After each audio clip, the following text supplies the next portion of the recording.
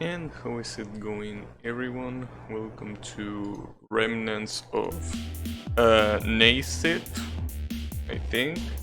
You know, I was about to listen to the announcer saying it to remember how to pronounce it, and it turns out that I didn't have the headphones, so, you know, I didn't hear it. But it's okay, we don't need to know. What's important here is that we are starting to enter in the hard levels for sure, and we will see how it's gonna get from here on. So apparently you can choose any level that you have unlocked, but once you beat one of them, it's like the game automatically decides, you know, which one to play next. But here you can choose whatever you want.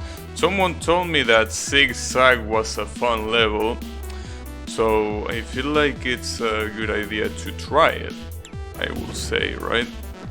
So let's see. Well, let's see if I remember how to play the game. First of all, that might be on my best interest.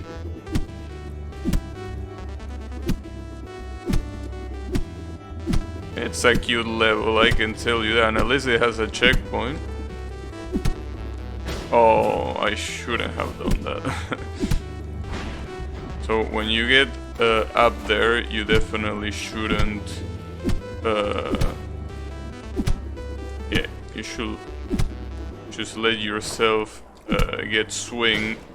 Ouch. Wait, what does the orange... Alright, so the red beam obviously kills you. I know that the yellow one you can use it to grab, but what about the orange one? Or maybe the orange one is a combination of both.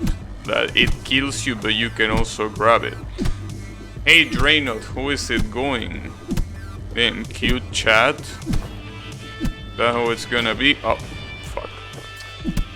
The cute chat, huh? Yeah, I don't mind cute chat. Maybe I should have, if I ever get the chance to get another emote, that is, to maybe have like an Ayaya variant, right? I don't think it will be a bad idea. I mean, not like it will be a particularly good idea, but I wouldn't call it bad. I mean, even if I already have the... if I already have the smug, well, the smug, more like the naughty face clown piece, I think that having the Ayaya might be better. I also not sure if changing the camera like I did is a good idea or not, because yesterday, by putting the camera in the middle, I thought that it was getting in the way. I mean, not every time, but sometimes it felt like it was just getting in the way, and I didn't like it. So that's why I'm putting the camera here now.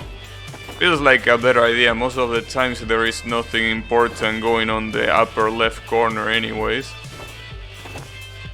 So, obviously there is a fast way of doing this.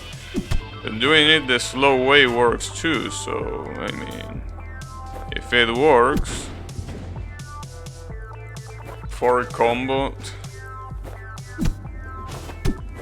yeah, you will be able to use Gabi AI. I mean, after all, I have to take on Yami's advice here. I need to milk the weaves. As he likes to say. I need an Ayaya variant for sure.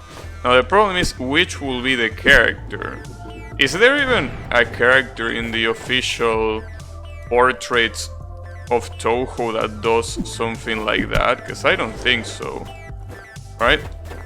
Like if we look at the official portraits, I don't think any Touhou character does it, right? Because, you know, that clone piece is obviously from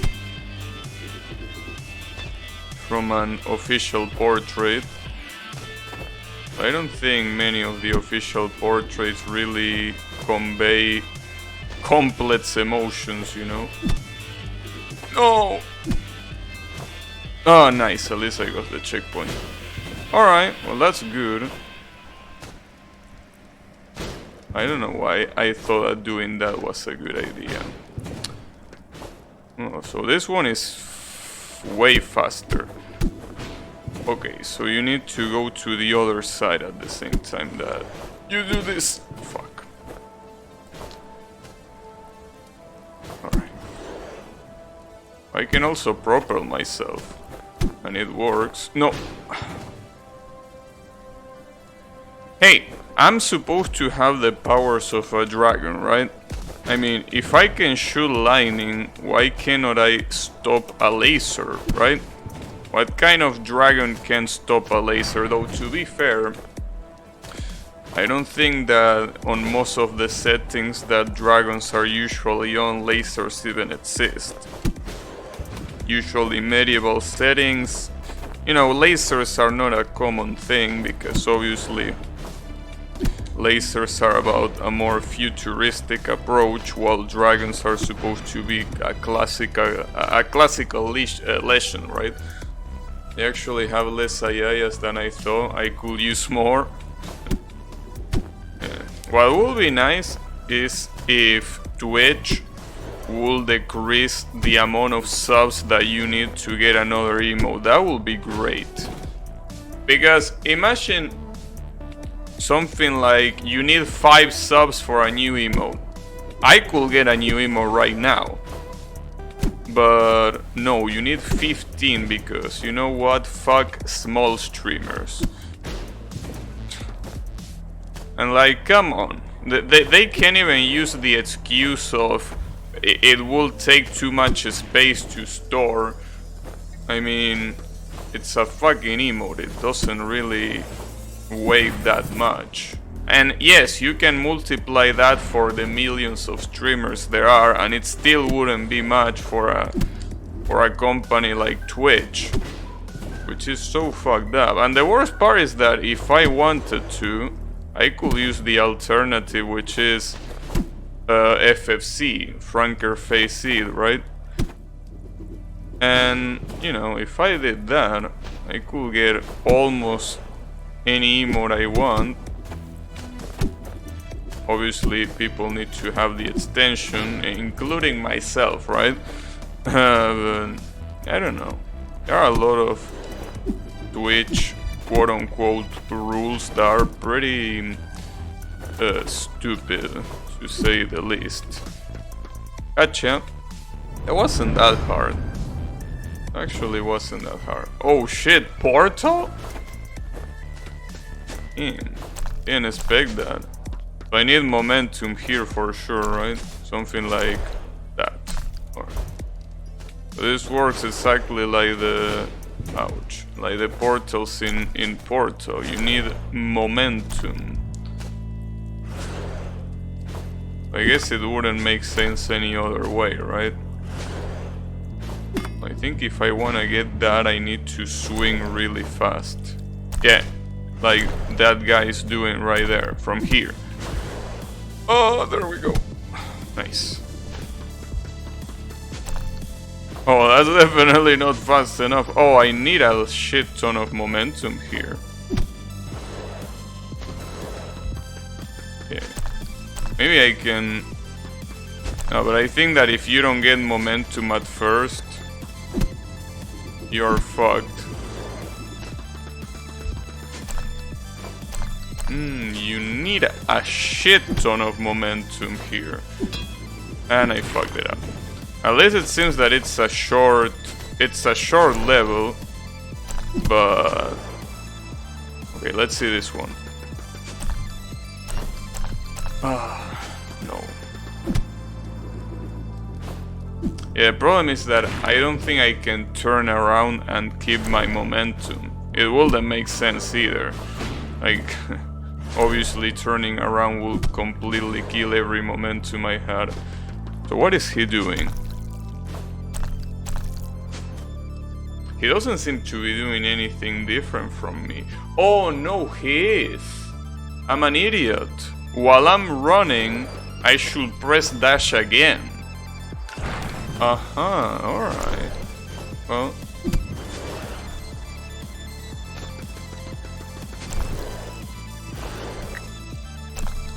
Okay, maybe pressing dash only once is not enough. But how do you quick reset, by the way? Oh, it was, yeah, circle. That's right.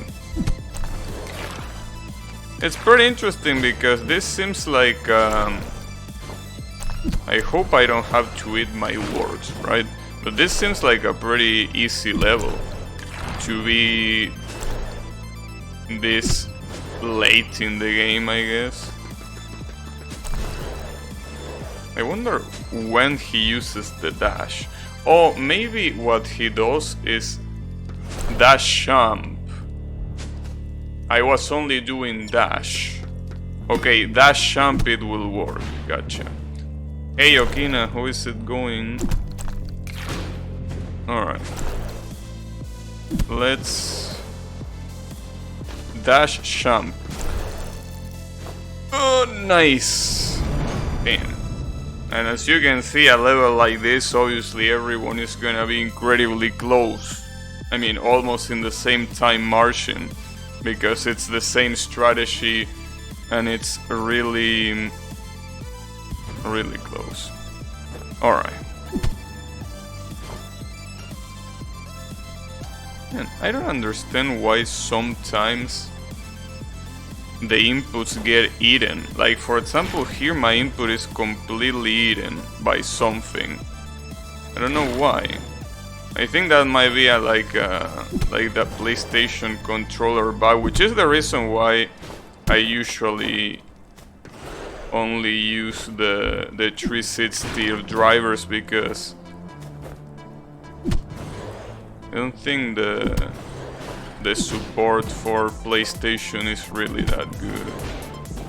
Though at least shoutouts to them for actually having PlayStation support, differently from most Steam games, but I wish it was a little bit more. Oops, that's not what you do. Hey Colo, how is it going? The thing is,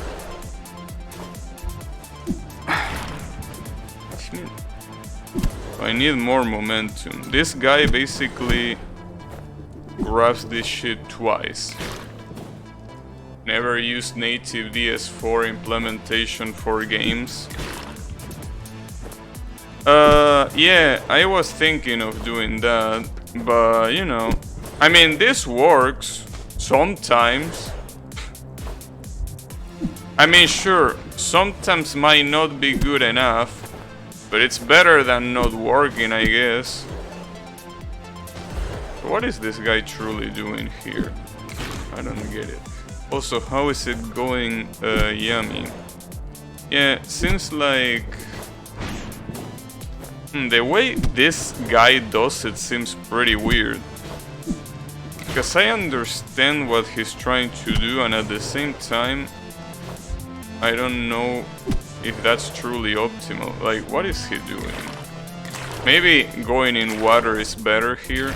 Alright, definitely not, because I won't be able to get past the razor blades. Yeah, like, you're done for there. There is also an interesting fact. You know, the issue that I have with the controller only happens with the directional pad, but it doesn't happen with the analog stick. The analog stick actually works fine. The problem is that using analog stick in a game like this is, yeah, not really a fan. I mean, not really a fan of using analog sticks in literally any 2D game. It's a bad idea. I mean, probably shouldn't say that it's a bad idea, but I don't think it's optimal. I mean, I always had that notion that... Ouch. That for 3D... You know, the most optimal is analog. And for 2D, it's definitely the directional pad. Oh, checkpoint? Okay. Oh. Oh damn, we surfing?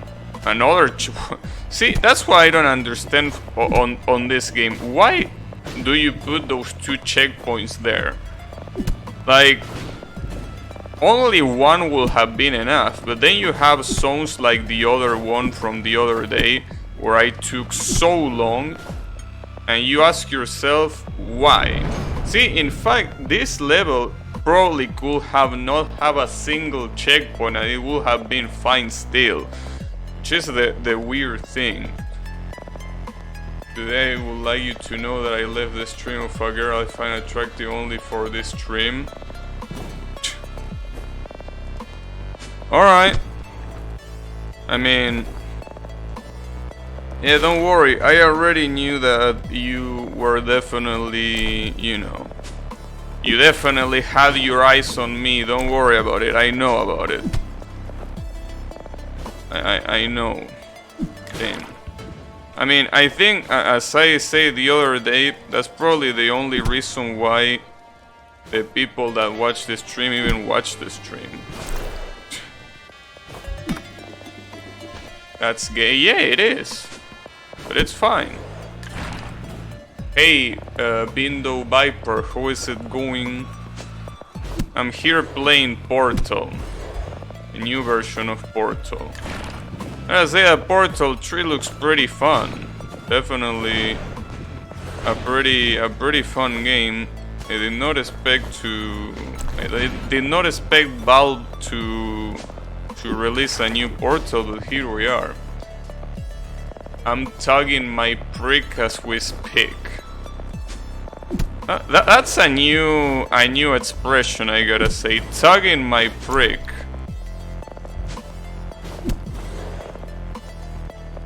Okay. I should add it to my repertory. Tugging my prick. Doesn't have big boobs or anything like that. She just remind me of a girl I used to date. I wonder which one. I wonder which one. Because, you know, there is a funny story about that. I wonder which one it is. Okay. At least there is a checkpoint there for scrubs like me. That's actually an interesting checkpoint. I think I will never understand the logic of this game when it comes to checkpoints. Whatever. Because this checkpoint is good in the sense that, yeah, it makes you not need to go through the whole momentum thing again. But you usually have checkpoints off. Yeah, I mean, I don't, because that obviously will make the game harder, but I'm not complaining about the checkpoints being there. What I'm saying is that it's weird that some levels are full of checkpoints in places that are completely unnecessary, and then you have levels that are like 30 seconds without a single checkpoint and are harder than any of the levels that have checkpoints. It's mostly the inconsistency what triggers me a little bit, but it's okay. The girl from the States.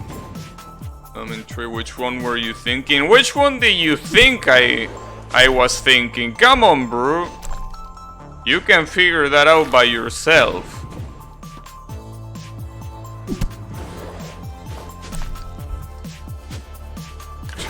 Motherfucker. Okay, so I need to leave the hook when I'm down there, I think, because otherwise the momentum is pretty weak. Alright, I need more momentum. No, that's not enough momentum. I need the grappling hook to be... Well, not only the grappling hook to be bigger, but also I need to let it go at the right time.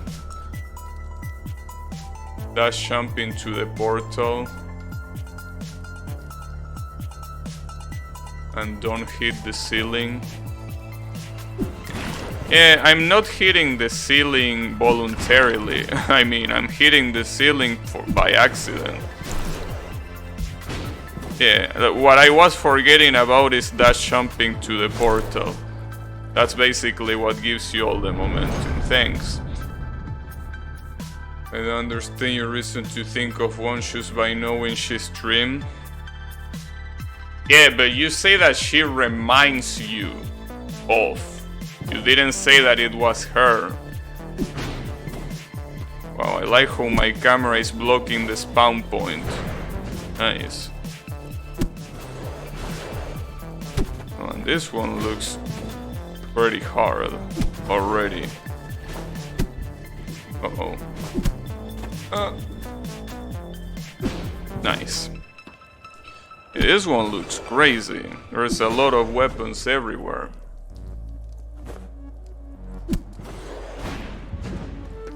You know why there is so much high security on the Remnants of a Dragon?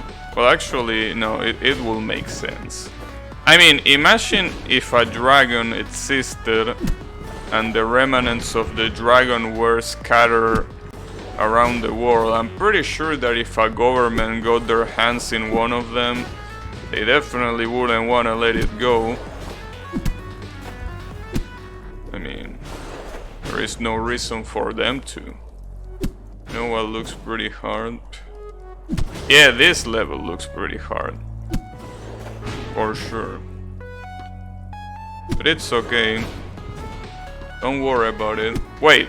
Oh, I forgot to change the title. Now that I think about it. Hey, Plastic SR, how is it going? Yeah, I forgot to change the title because it says first time playing, which is technically correct. It's the first time that I play the game, but the problem is that the first time that I played was yesterday, so it's not technically correct. So let me change it. Well, let's put blind playthrough or some shit like that. Because I feel like it's misleading if I say first time playing here. I just realized that, yeah, it ain't right. Well, I mean, if it was the first time playing, I don't think I would have gotten that far. Ooh, nice. Well, that was a lot shorter than I expected. If you haven't finished it, kind of sounds like the first time. Yeah, but I think that that's what blind playthrough kind of gives it like a more, you know, a more precise definition, because it means that you have never seen the game before, or you have never, you know, played it before this time, right?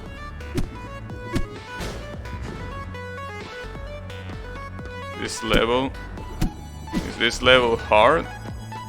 Well, by the sounds of it, seems that it is hard.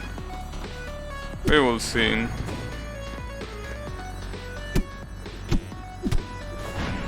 There is a lot of momentum going on here. A lot of momentum that I have to cancel, but then again, I don't need to hurry, right? Like, what if I do this? Well, the problem is the swing. The swing is gonna, like, yeah, the swing is too fast to do what I wanted there. Fuck. Good luck. Thanks. This one is not easy at all. Well, I mean, if we see the ghost doing it here, it seems intuitive, but it also seems that it's pretty easy to choke. I feel. It's probably pretty easy to choke. It's different for everyone, but it took me like 40 minutes. Yeah, sadly we can't see how much it's gonna take me because...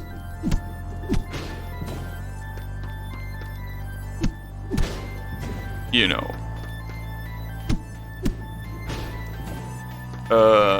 You only get that if you get a checkpoint, but here the timer resets every time.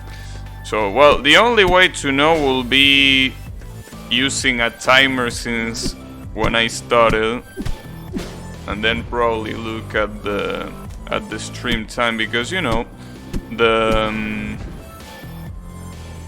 Twitch actually implemented the fact that you can see the uptime in real time now, which I think is right next to the viewer count. You can see how much time a streamer has been live, which is pretty cool because it's one of those things that was pretty much exclusive to third-party bots like Nightbot and things like that, and there is no reason to, because that's something that the Twitch API knows. So there is absolutely no reason to not display that information. So I'm glad that they did. In fact, it's pretty interesting because there is a lot of things on the Twitch API that are not really shown in the Twitch main webpage, right? Like the uptime was one of them, but there are tons of interesting little things that might not be that important, but will probably make for a cool overlay, right? You know, for anyone that streams, you probably know that there is a control panel, right? There is a control panel where you can see basically different things like the uptime, how many subs you have, what's the bit speed, right? How many followers you have, things like that. I can see all of that in one screen. So it would be nice if you could also customize what kind of information you saw in like the main stream page, right? I mean, so that way basically everyone could choose, you know, have their own unique stream overlay, right? Though there is also a thing that maybe the ideal solution, instead of letting the streamer decide that, it will be letting the viewer decide that, right? So the viewer can choose what it will show in their screen. Yeah, I think that will be a better idea. You don't need to have the streamer do that. But that way, if you want, you can choose to show, like, you know, the amount of followers that the streamer have, how much time he's been online, what games he played recently, all of that in one screen, right? Obviously that will probably require some effort that might be deemed unnecessary, but... Hey Riemann, how is it going?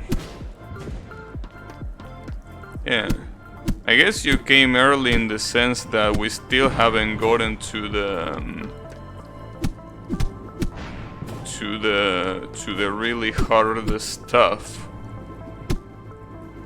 I mean, when I say the really hard stuff, I mean the last level, which apparently, according to Viper, the last level is really hard.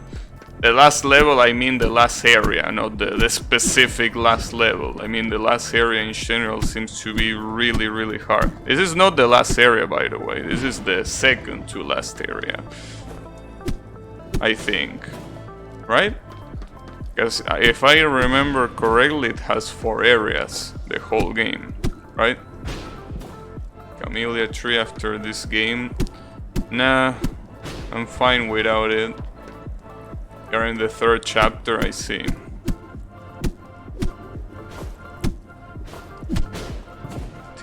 The issue there is knowing where to grapple that thing.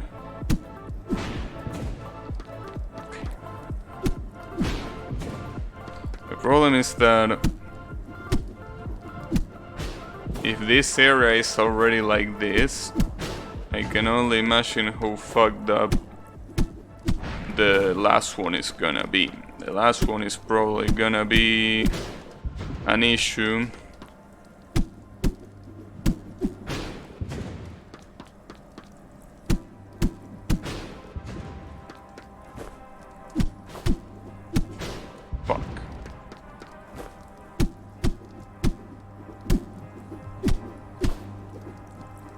I think the real issue of a level like this is that there is no rest, in the sense that you can't just stand up in a platform and chill. You have to do all of this in one go. And that's also what brings me to what I was saying the other day. Well, not the other day, like 10 minutes ago. That some levels have a lot more checkpoints than they should. And levels like this have absolutely no checkpoints. Which is a little bit weird to me. Because this seems to be a pretty hard level. So it's a little bit weird that they will not put a checkpoint at the bottom, for example. I mean, I don't mind, I will still try hard, but you know, it's weird.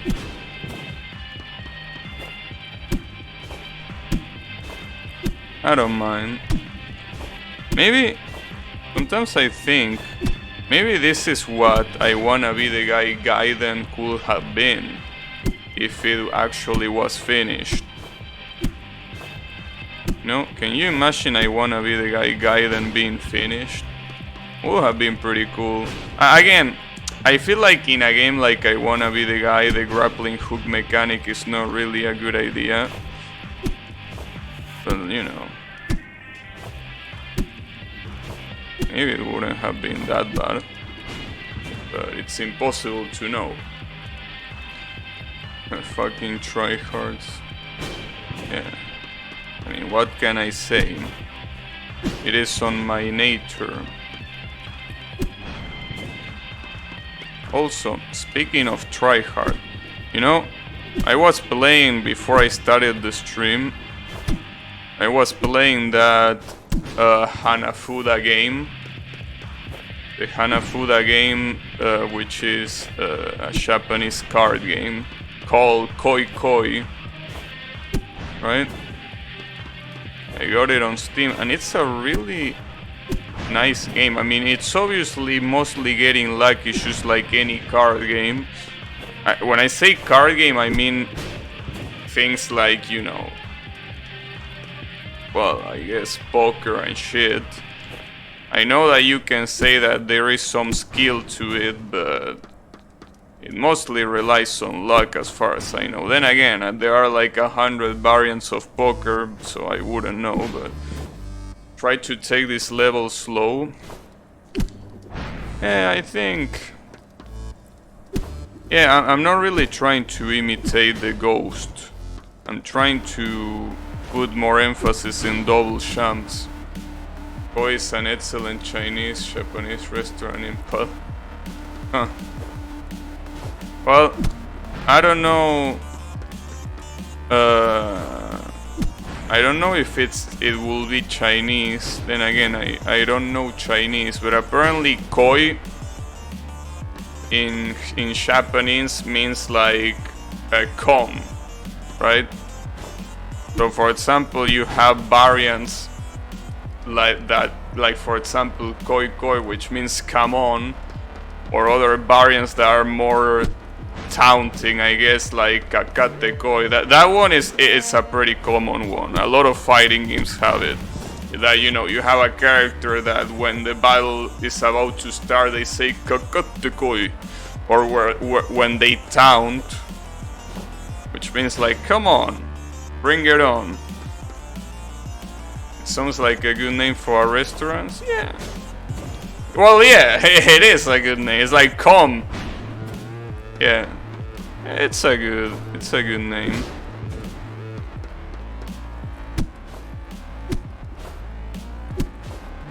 But yeah, the point is that this Hanafuda / Koi Koi game is, you know, really good. It almost makes me want to buy a Hanafuda set to have the cards physically.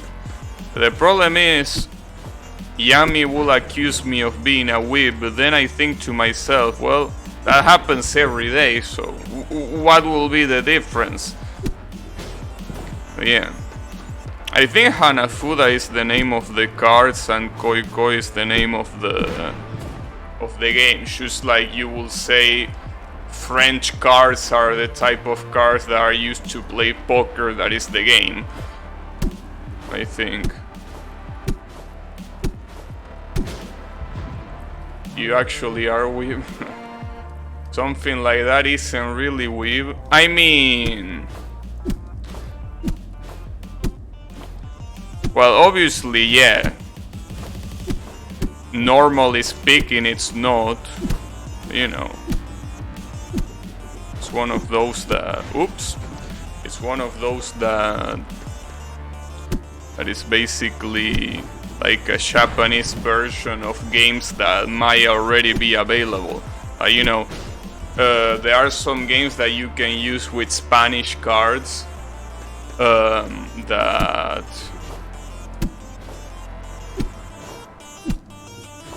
you know, are similar, at least in how you play it.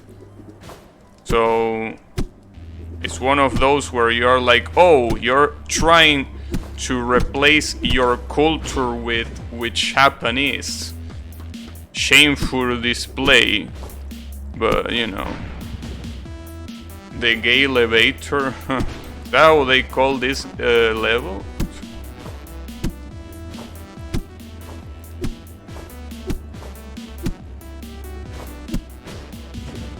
What are the popular card games there?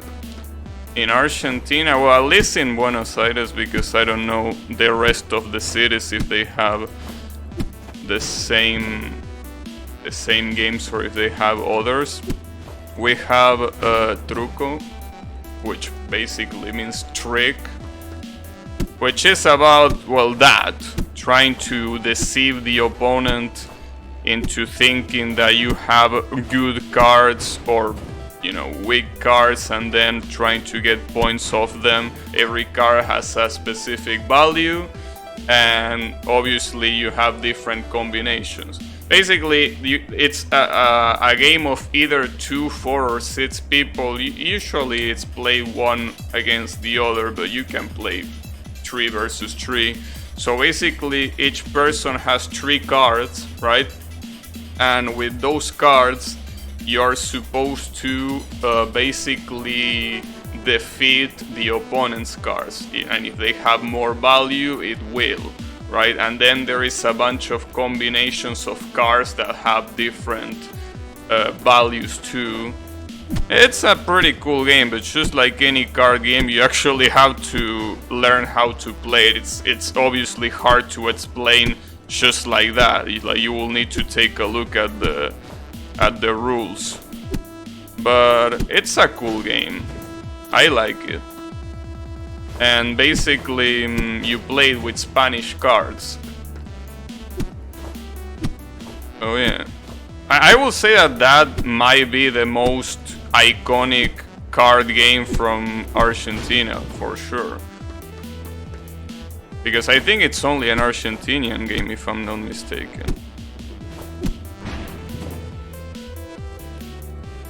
Yeah, Chinchon also is a pretty common game here too. What? Oh, they also play in Uruguay. Okay.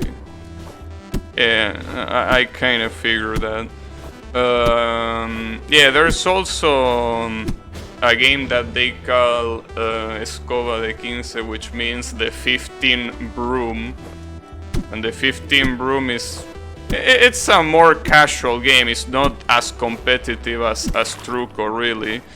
But yeah, basically it's about, well, as the name says, is collecting a value of 15 with the cards you have in your hand and the cards that are in the table.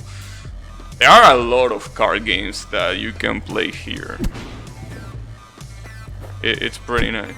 Interesting. Yeah, it's pretty interesting. I will say that, I mean, I don't know exactly how poker plays, but you can probably say that Truco is like the Argentinian poker. Obviously the rules are different. I'm not pretending that the rules are similar, but both are basically based on deceiving the opponent and trying to get in their mind to, you know, think that you have a really good hand when you don't have shit, for example. Did someone say Truco? Indeed. How is it going, Yannick? Yeah, we were talking about Truco. Pretty nice card game. It almost makes me want to play it on stream now. You know, that's definitely a game that I could play on stream. The problem is that nobody will fucking understand the rules. Except for Colo, I guess. By the way, Yannick, do you have Truco over there in Brazil?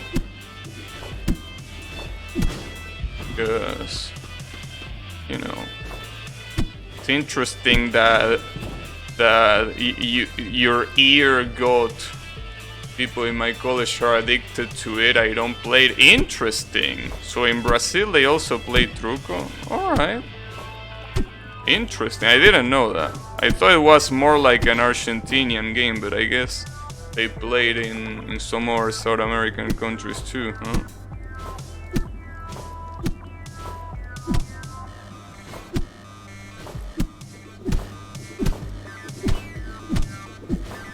Oh, there we go. Lots of people played here. Damn. I guess. Well, I mean, it's kind of obvious, but definitely when it comes to South American countries, we have so much things in common. It's insane. Then again, it makes sense that Uruguay and Brazil have, you know, similar games to those in Argentina, since we are literal neighbor countries.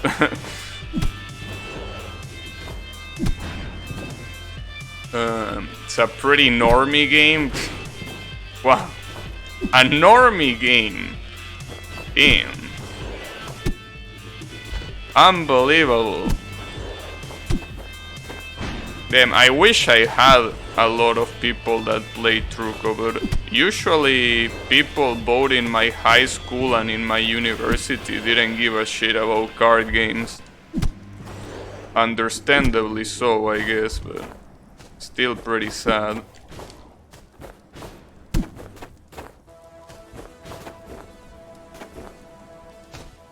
Earn reals than instead of Argentinian pesos, not much in common there. Yeah, well, but you know, are reals really that valuable? I thought that just like many currencies, they weren't really that good. I guess they are. I don't know. Maybe they are actually more valuable. 3 times the Argentinian peso. I see. Interesting. Didn't know that. So they are more stable than the peso. Okay. That's good to know. The problem of Brazil is that It's literally the only country in Latin America that I can't understand what people say. Any other country I definitely wouldn't have any trouble, but yeah. I will need to learn Portuguese, and I don't really feel like doing it. So it lost a lot of dollar value this year. Yeah, but I'm pretty sure every currency in the world lost value this year, considering the whole pandemic situation.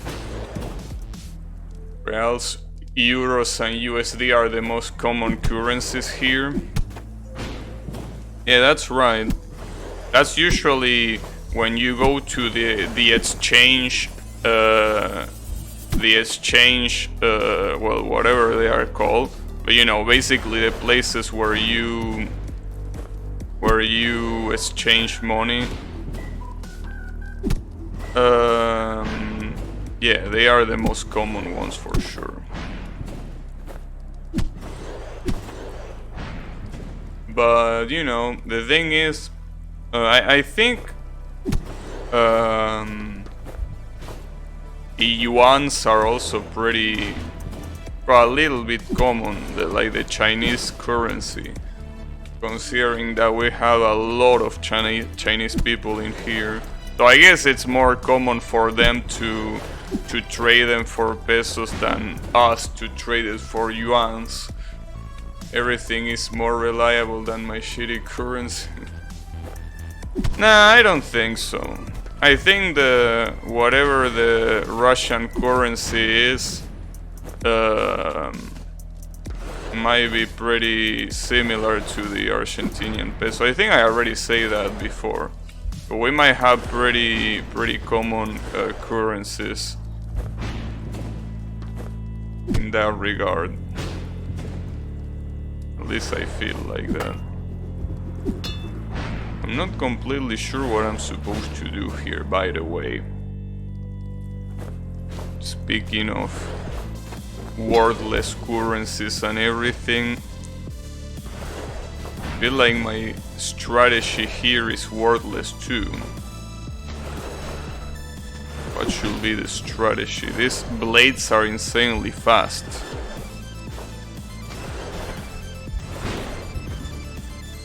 In regard of it being garbage, yeah, that's what I was going for.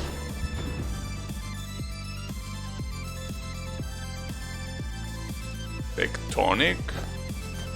What's tectonic?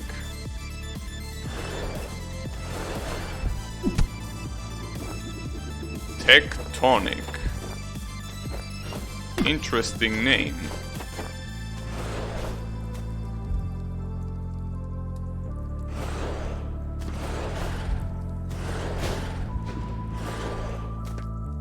It almost sounds like the, you know, the pieces that basically form the earth. Aren't those called tectonic something? I think. Maybe. Maybe not. Ouch. It's the European equivalent of baile flogger. What? That's weird.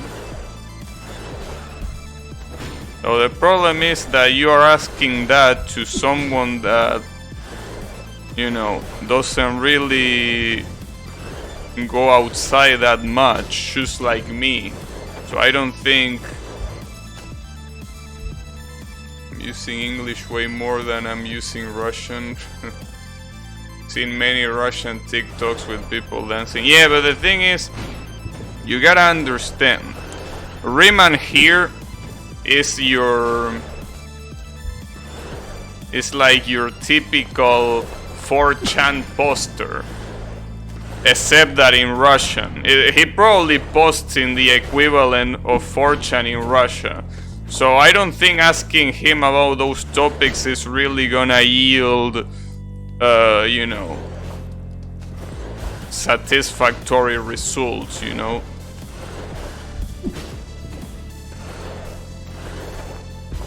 So yeah, I am indeed posting on Twitch. Wait, isn't to channel exclusively in Japanese. Or are you calling TikTok the genre if you come to see a guy play a game where underage should... I'm pretty sure the protagonist of this game is not underage, right?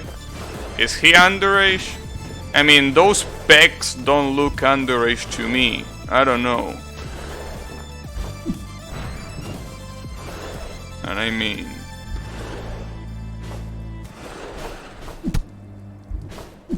So that's something pretty funny to say. You know, Shosho's Bizarre Adventure. So apparently, the protagonist of that anime, which is Shotaro, of part 3 I'm talking about, right? Shotaro apparently is a high schooler. He's underage and he looks like...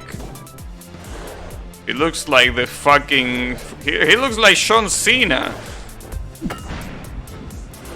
So he's apparently underage. I mean, Muse Dash, don't play it full. We also have it in this country, damn. Yeah, Shotaro I think is 17 or something like that. And you're like, wow, well this guy was either born with a special condition, or he definitely has been going hard on the roids. TikTok is way more decent than this. You know, that's actually true. I mean, it's not because I want to defend my channel or anything. I don't really give a shit about, you know, people talking shit about my channel, but TikTok, there is a lot of stuff that is pretty borderline. In the sense that we're talking about minors doing stuff that, I mean, it's not explicit obviously, but it's pretty questionable, right? So I don't think anything that I've shown in my stream can be anything close to degenerate as that is. Like, I don't think it even comes close. You're watching a guy sexualizing it. No. I mean, the thing is, I'm not the one that is sexualizing Shotaro. The show does it itself. I mean, come on, bro. Well, then again, it doesn't really, you know, doesn't really sexualize him. I mean, he shows the fact that he has a shit ton of muscles, but you never see him, you know, with his torso naked, so it's not really sexualizing. I mean, Shosho has a lot of stuff that is way worse than that. So yeah, I don't think you should worry about the sexualizing part on Shosho. Gabi's streams are pure. Yeah, Gabi's streams are pure indeed.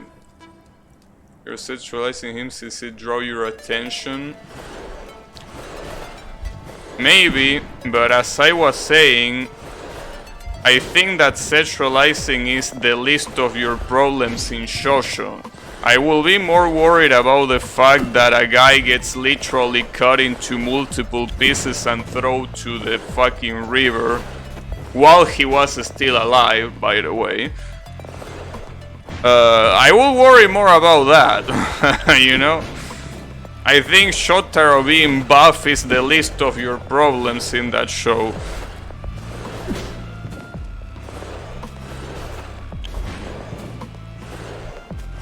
What else does it have? Because it has a shit ton of fucked up shit like that. Like for example, what other thing is really fucked up in Shosho? Oh yeah, I can't even mention it. I can't even mention the fucked up stuff because it's too fucked up. I honestly haven't done normal strat in so long. I do the skip every time. In this one, I don't even know what the skip will be. But it's alright. I don't want to do the skip though. I want to do it the intended way. Though I don't even know what the intended way is. Chocolata? Chocolata was... Was that the guy that went underground and hit blows from underground? Is that Chocolata? You forgot people are fine with violence? Yeah, but the question is, are they fine with speed and momentum? Well, considering where the dock ended, I don't think they are fine with either of the three.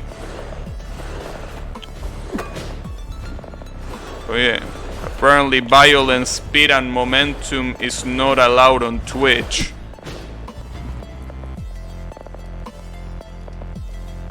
I think that was the name of this guy. It's a guy from part 5 that got 7-page Mura. Oh, so it's the one, yeah, the one that, yeah, I know. The one that I was saying is the one that was with Chocolata. Which I don't remember his name because he's a fucking shover anyways. But you know. That looks good, just time it with the blades leaving. Yeah, I'm trying to, it's just that it's getting... It's pretty tight, like the timing is unbelievably tight. I don't know why it's so tight. But yeah, I know the ones you mean. There's a lot of fucked up shit in Shosho that you really have to think to yourself, how did they let this happen, right?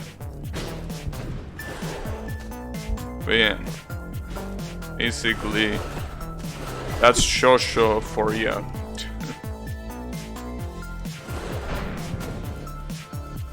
Not even gonna mention parts. No, I'm pretty sure that as parts go on, it gets more and more fucked up. That's for sure.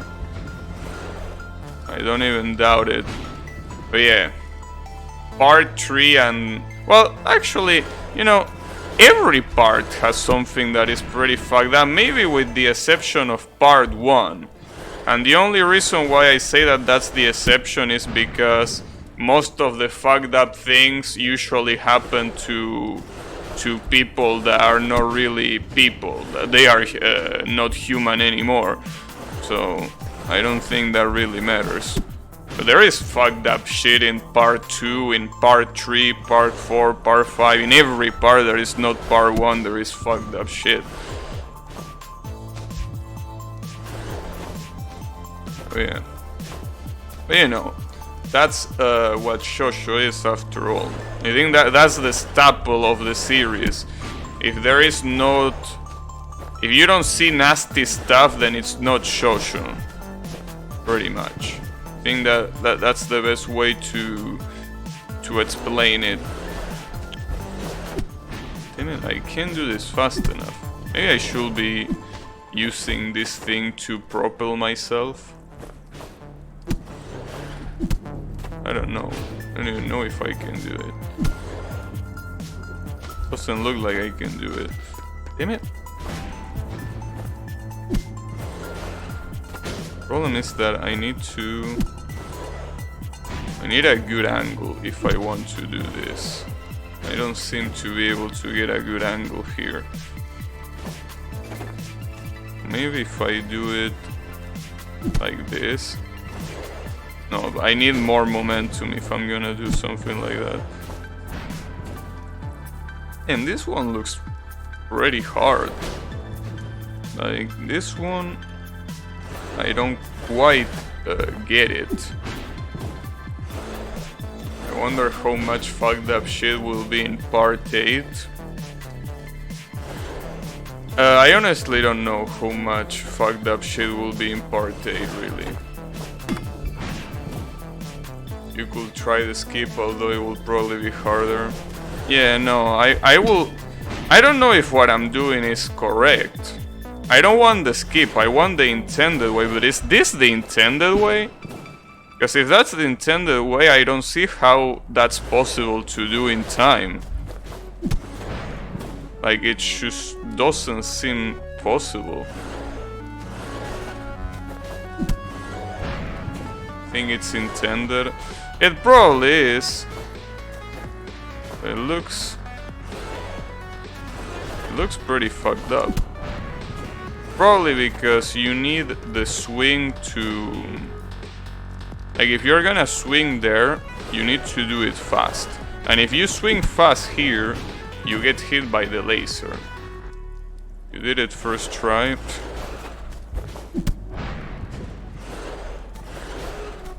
Yeah, I don't know, it looks hard to me. This doesn't look like something that could be done in the first try.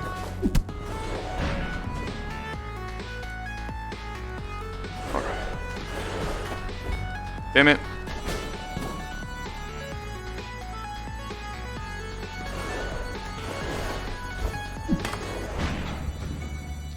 Try dash pulling up the right side of the rectangle.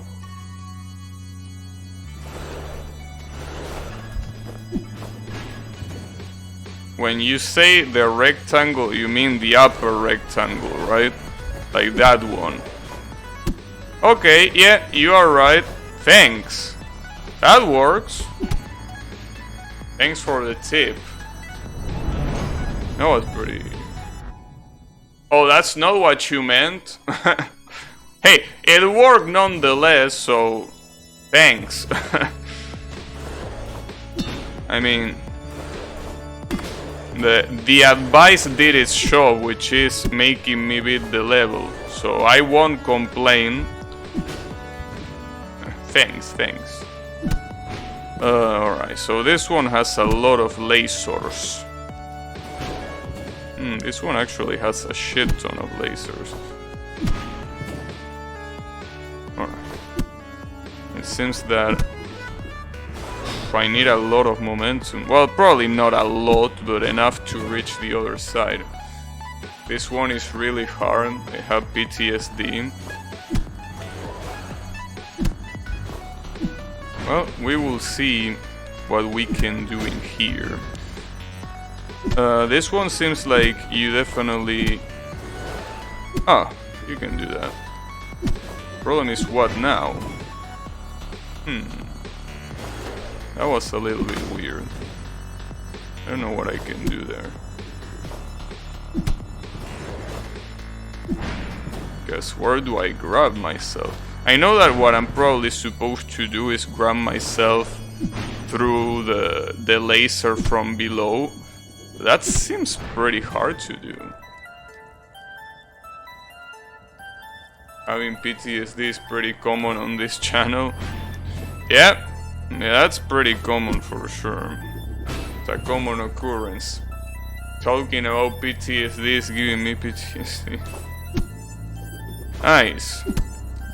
Yeah, don't worry, we all had traumatic experiences with games. So you're not alone. You need a very long grapple to get enough speed to make it. Yeah, I kinda expected that. So you basically need to grapple the top, but you need it to be long enough not only to not get killed by the laser, but also to get to the other side. So yeah, I know exactly what to do. The problem is doing it, of course. Knowing is half the battle, but obviously having the execution is the other half. We need the execution here. That part of the battle has not been won yet.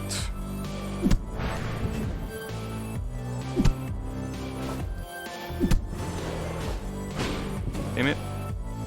Definitely need a really long swing, because to go to the... Well, maybe not that long. Has to be long enough. I don't think it has to be that long. You just need to time the jump properly. You could try settings, gameplay, hook back indicator. Nah, I think I'm fine without it. I mean... think it will probably be too easy with it, right? Like knowing exactly where to go and everything will probably be pretty easy. Wow, alright. Look at these lasers. It doesn't make it easier. But like, don't you know exactly what to do and where to go? I know that a lot of times the execution is the hardest stuff. But, you know, I will say that sometimes it's about figuring out what to do. So let's see what's the idea here. It's pretty clear that these lasers won't let you live. But how do you distract them is the question. That isn't what it does. Oh, I think I know what it does. The hook pack indicator tells you where the hook is gonna land, right? Yeah, I know. Yeah, no, I definitely wouldn't like to play with something like that. I feel like that's a really big help.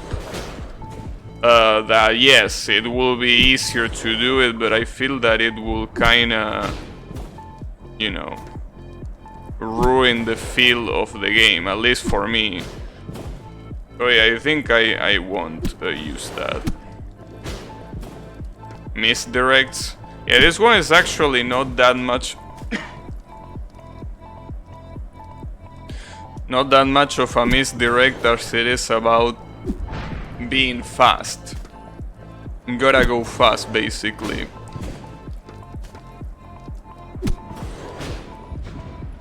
Really doesn't make it much easier.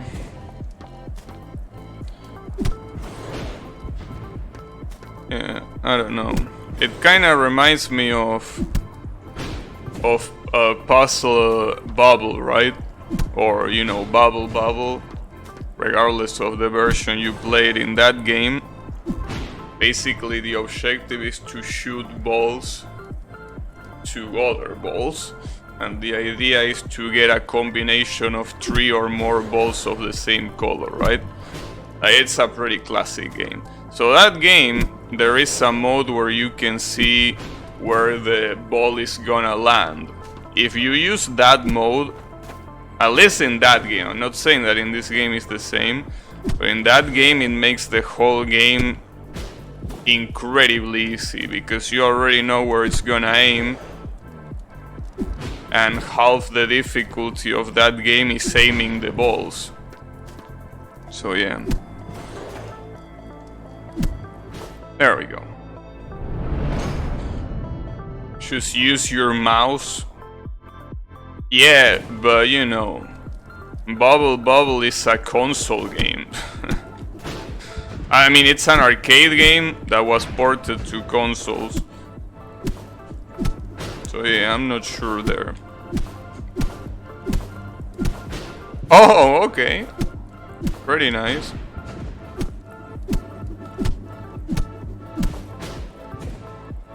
What is that guy doing? He's going too fast just to bait that shit.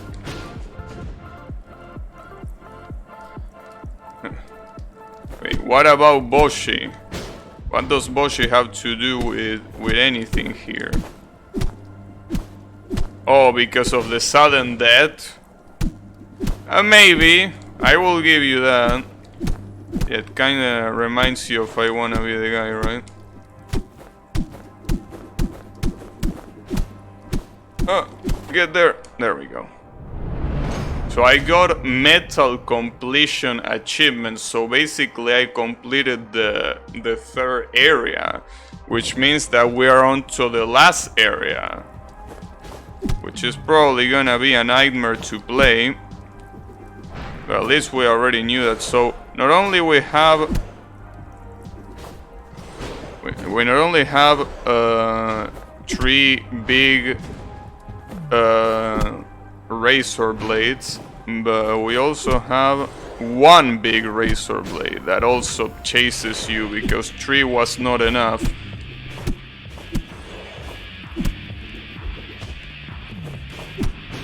Ah. Are you ready for a lot of blades, saw-blade spikes and lasers? Yeah, I mean, I think I am ready. I don't know. I don't know how ready I am, but a little bit ready at least. Oh, come on, run. Wow, I just jumped right into the fucking blade. Alright.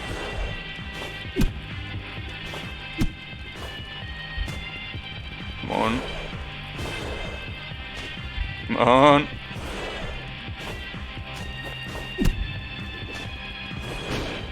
Nice. I just wanted to check if that blade was pointy. And yes, I can tell you that that blade was really pointy. So yeah, you don't want to hit it. Hey, come on, Bruce. Someone has to make sure about the quality of the blades, don't you think?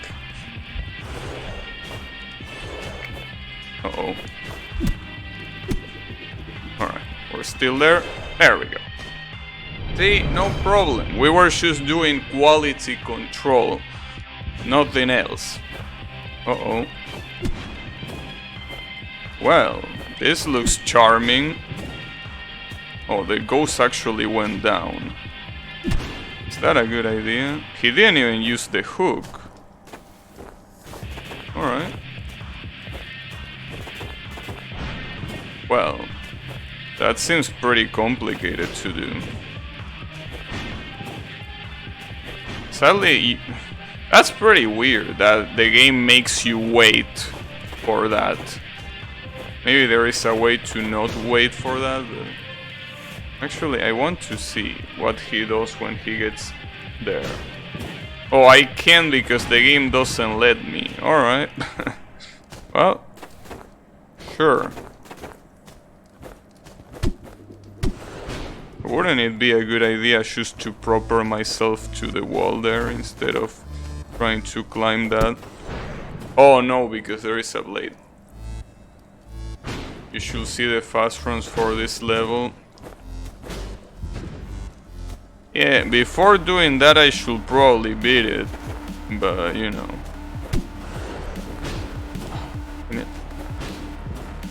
I feel like this is pretty stupid, the fact that the synchronization of the blade is done to make you wait. Why do you do that?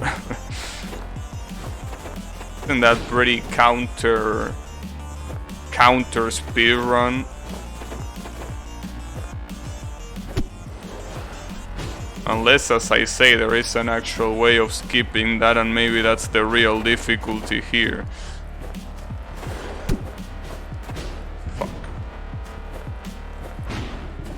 Maybe if you do a pretty specific jump, it's possible to get through that.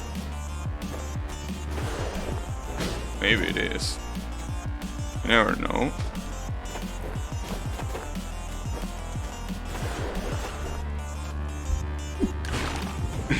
Nice.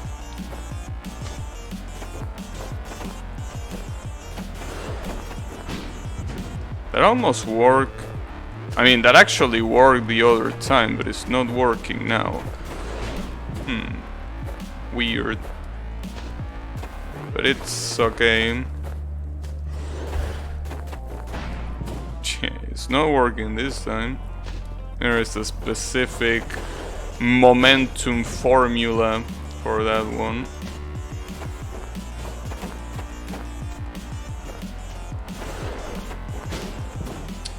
Maybe. I don't know. That reminds me that, you know, this game having acceleration and all those mechanics, it reminds me that that's kind of like the primary difference that this game has with the I Wanna Be the Guy games. The Wanna Be the Guy games are all about not having any acceleration and only being based on, you know, jumps that only take into account gravity, but any other movement is not really affected by acceleration or momentum or anything like that. And even the gravity can be completely cancelled by a jump. That's pretty interesting. Obviously, if I wanna be the guy, Fun Games had acceleration and all of that. It will probably not be I wanna be the guy Fun Game, but... Well, I mean, Boshi has acceleration as far as I know. It's just that it's pretty subtle. You don't really realize that it is there, but it is there. I don't think it has such a thing as momentum. Like, or at least heavy momentum. But... it's basically like that. Pretty interesting, for sure. What's also pretty interesting is that this level seems pretty hard. And it probably is.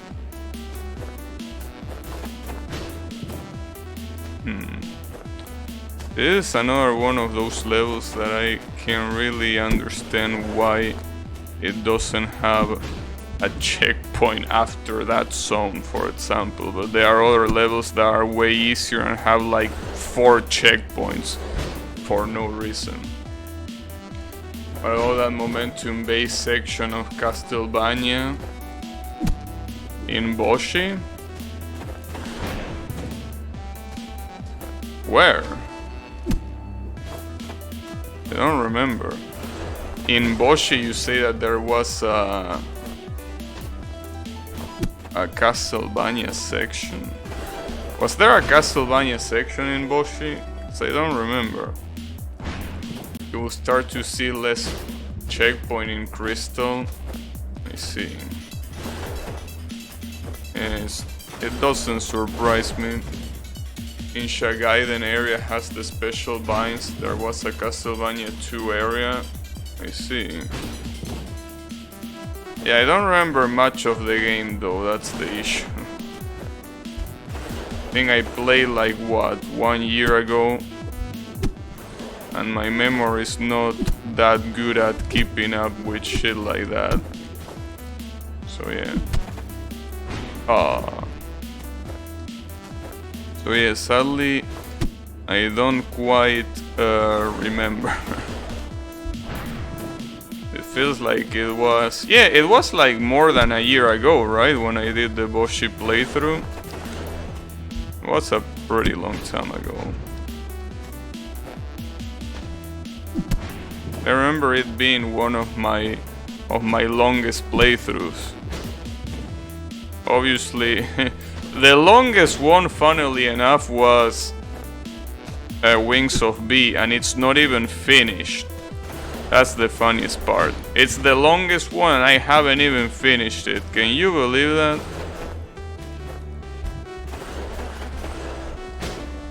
But yeah. Basically... I kinda wanna play Wings of V, and at the same time I don't. Because I know that I'm gonna struggle just as I struggled last time. But... definitely don't want to.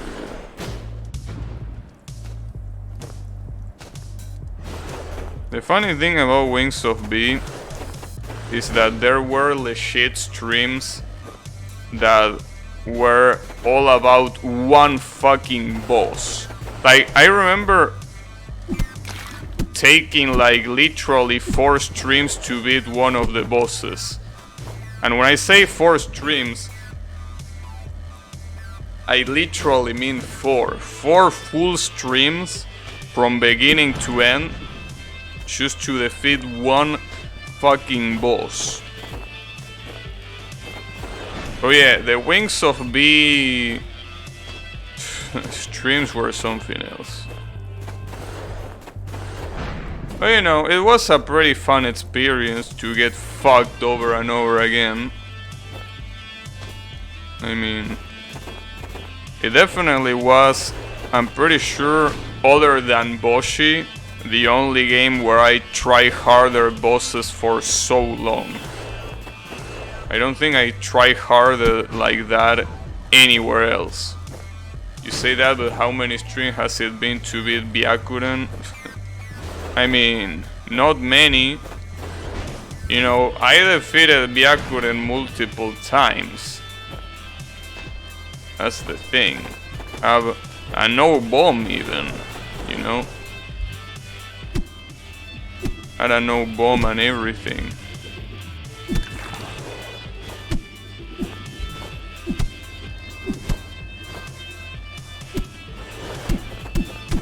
Oh, there we go. Whew. That was intense. Oh, this doesn't look good. You know, the thing about Toho games is that in Toho games you basically play against the stages more than you play against the bosses. Usually the stages are the biggest threat about Toho games. Usually, not always, but usually the stages are the biggest threat of Toho games. So it's not really that much that I'm tryharding Byakuren, and more the fact that I'm tryharding absolutely everything else. In fact, Byakuren as a boss I don't think has many complicated shit. What? Why are you saying stoner at? Danmaku games, most of the times the stages are your worst enemy. What you talking about? That's the case. I'm not saying that every single game, you know, it's like that. I'm saying that for the most part, Danmaku games are... Boredom is the biggest Toho threat. Well, yeah, that's pretty much the reason why I don't really... No, I wouldn't say it's boredom. It's the fact that once you did what you wanted to do, like, that's it.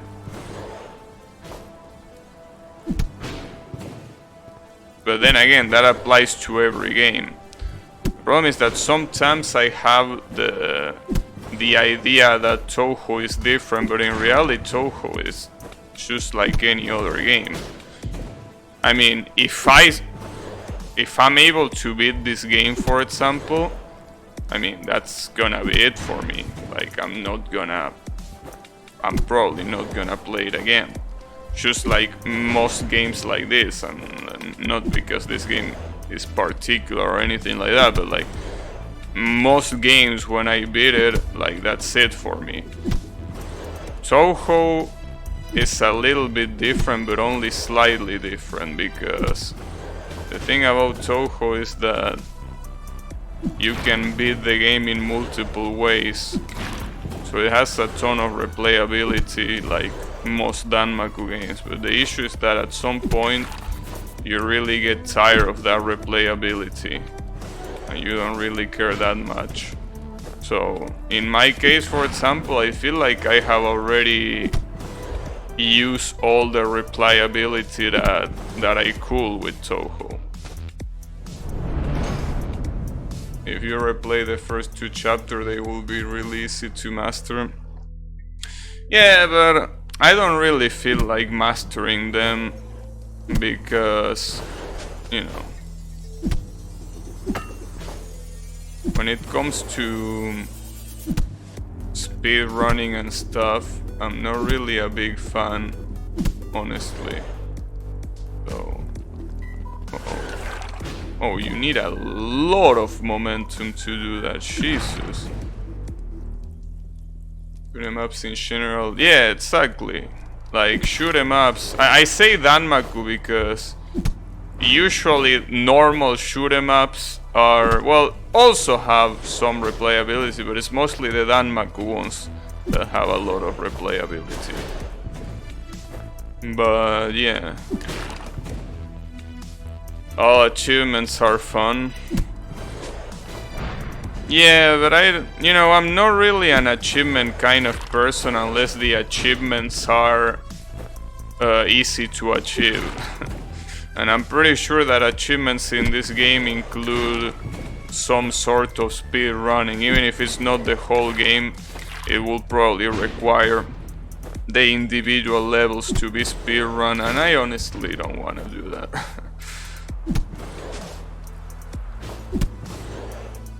Wait, what? What is this guy doing? He's spinning.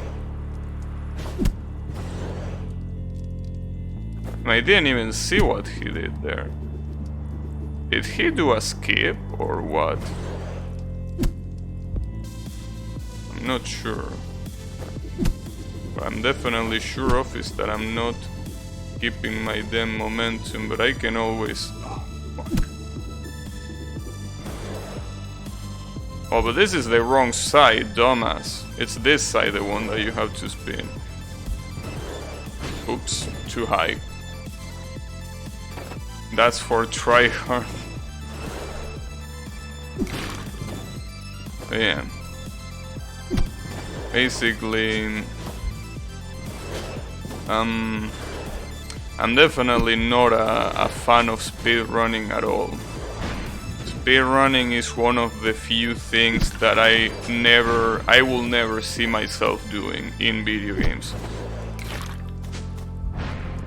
Because, you know, for example, I don't really like visual novels, just to give you an example of things that I don't really like that much.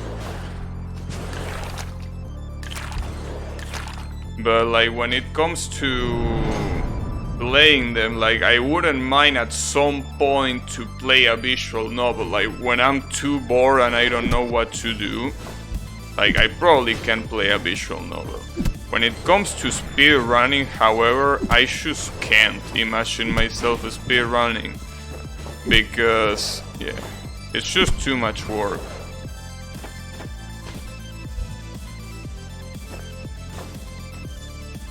Doing that weird strategy. Wait, was that a weird strategy?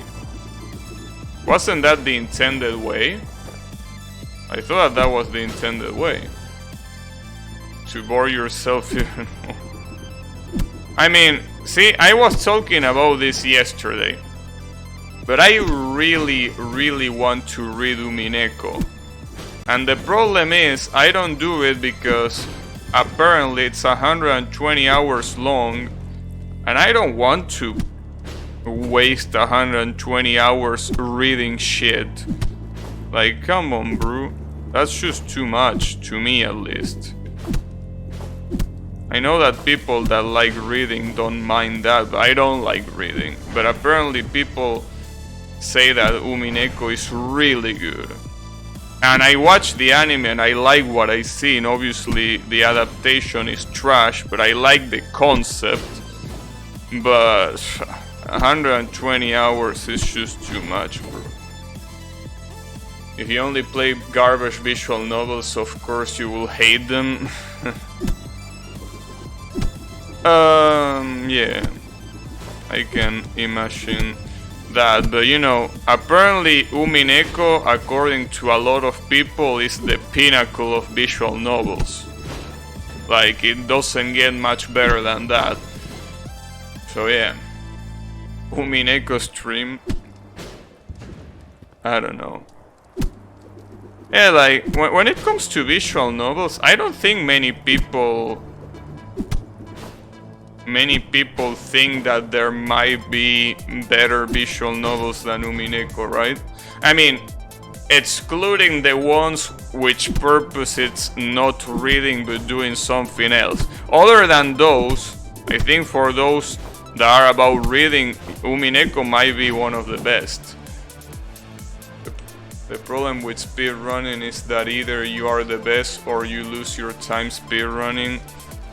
Well, it depends. You can always set your own achievements. Like, for example, when I play Touhou, I don't aim at being the best. I just aim at doing my own achievements. Like, for example, beating some game on the lunatic difficulty or beating some game on hard difficulty without using bombs, right? This game makes speedrunning very fun. I don't know. I definitely don't feel like retrying something just because you fucked up in a little bit sounds like fun, because regardless of the game, that's pretty much what you do when you speedrun. Like, have to do the whole thing, and if you fucked up somewhere, it's all the way back. A Shin Megami Tensei share, can I call Persona a visual novel? No, you can't. I will say Ace Attorney or Zero Escape are also up there. Yeah, Ace Attorney is something that a lot of people also mention, but I think what people really like about Umineko is how much it makes you think, and the fact that a lot of the answers make sense, but make sense when you think that it doesn't make any sense. I know that you are probably gonna tell me, well, that's mystery in a nutshell, you dumbass. Yes, I know that that's mystery in a nutshell, but the way I think the way Umineko does it is unique to Umineko. Like, I don't think any other visual novel does that, right? Like the whole way the logic works and the whole way the events are represented. Sounds like usual shoot 'em up to me. Yeah, I was about to mention that speedrunning has a lot in common with shoot 'em up, but I think the difference is that with shoot 'em ups, like the goal of a shoot 'em up is the one that requires you playing it over and over again. When it comes to a game like this, you don't really need to speedrun. You speedrun because you choose to. But like, the objective of the game can be completed without speedrunning. With shoot 'em ups, you have to retry and retry and retry because you need to get good enough to beat the game in one run. I think it's a difference in incentives here. Like, the process is probably the same, or pretty similar at least, but my incentives to clear a shoot 'em up, at least to me, right, are far greater than the incentives of speedrunning a game. But you know, that's what I think, at least. I don't really feel that much incentive to speedrun any game, even if it is an achievement, because, you know, I remember the game Strider for the PS4, that is obviously based on Strider Hiryu. That game has an achievement that I think you have to speedrun the game in 3 hours or something like that, which is obviously not that hard to do compared to what probably is the world record, but like, I don't wanna do it. Like, fuck that. I'm fine without it.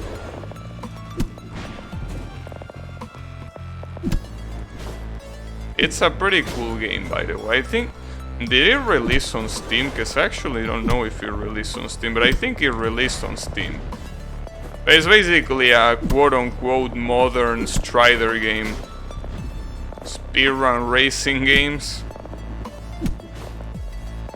That's an interesting idea.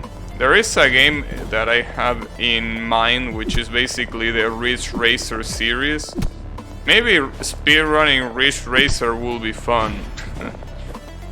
But you know, as I say, just like with any speedrun, you fuck up once and it's all the way over, especially on a racing game. Because if on a racing game you fuck up a race,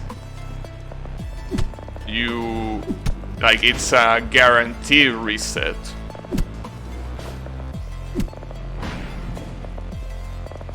Speedrun Escatos, I don't know what that is. Ouch.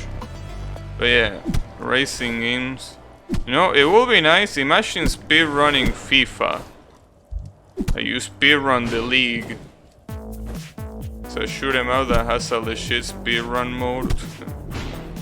I think what's worse than tryharding a shoot 'em up is tryharding a shoot 'em up to speedrun it.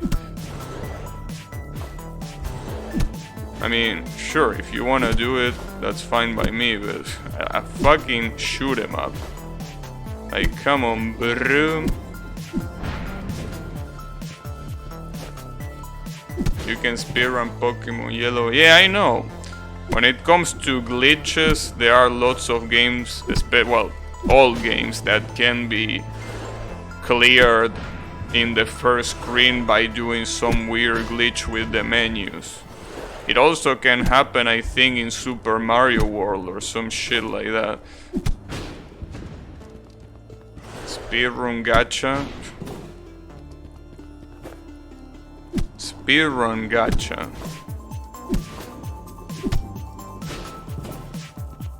Speedrun gacha. Super Mario 64 is the funniest speedrun to watch. I never watch a Mario 64 speedrun, mostly because I never play Super Mario 64. So I don't want to watch it because at some point I want to play that game. So I don't want to quote unquote spoil it. I know that there is nothing to spoil, but I mean, I want to experience it. You are a sinner? Hey, dude! Nobody owned the Nintendo 64 here, and you won't tell me that you own it because you didn't own it. By that time, you probably had the PlayStation, if you even had it. So don't tell me that you're a sinner when you play that shit in an emulator like 10 years after it was released. Motherfucker, thinking that he can be like, oh, I play this game and you don't. Yeah, on a fucking emulator. Bitch ass motherfucker. A weird way to spell Sekiro. What's wrong with Sekiro? I already play Sekiro. Oh, you mean the one, yeah, to watch a speedrun. I played on the Wii. Yeah, by emulating the Wii. Motherfucker. So yeah, my point still stands. Guy trying to gatekeep Mario 64 by saying that he plays it on a fucking emulator. Can you believe that? Because you know, gatekeeping is pretty common, right? But gatekeeping on emulators, that's a new one, I gotta say.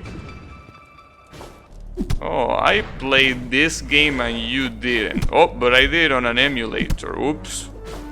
Motherfucker. Unbelievable.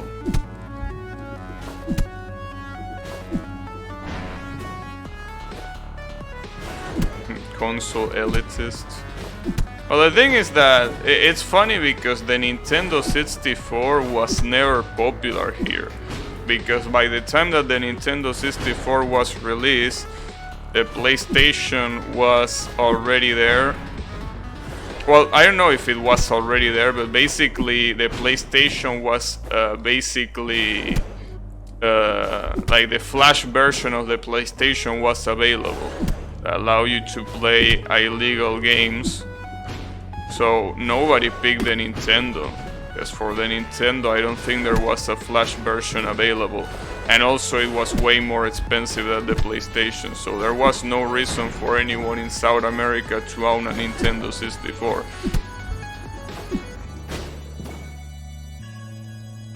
You play every Pokemon game on an emulator?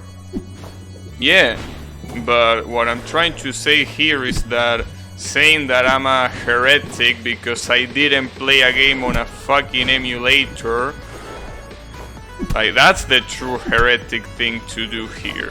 Yeah, I didn't play Mega Man and Pokemon on their original consoles, but I don't go around telling people, damn, you didn't play Mega Man?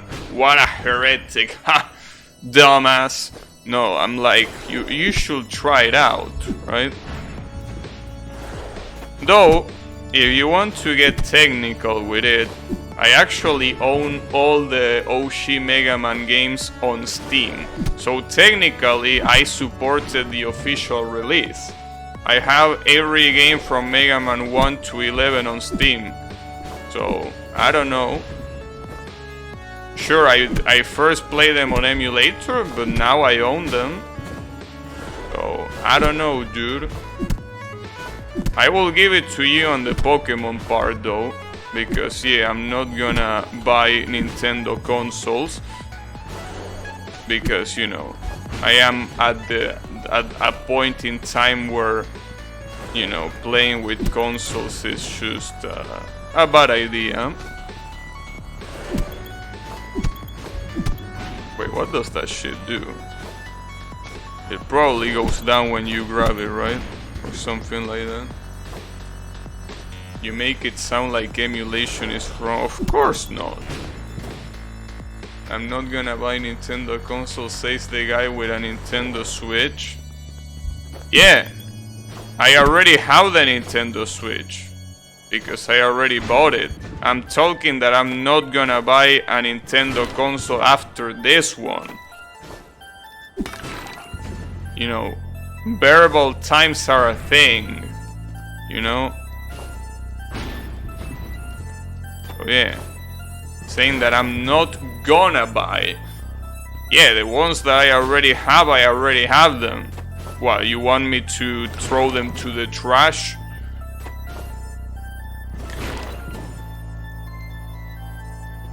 Oh yeah, I don't know, brew.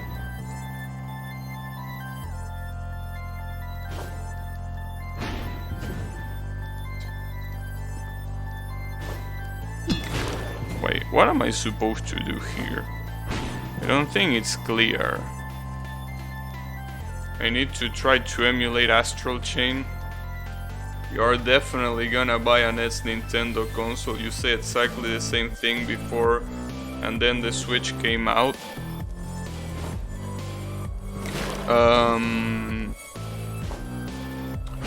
Maybe. But you know, the thing is, yeah, you might be right on that one. I don't have counter argument for that one. You're right, I say that I wasn't gonna buy another console after the PS4 and I ended up buying the Switch. That's right. That is indeed true.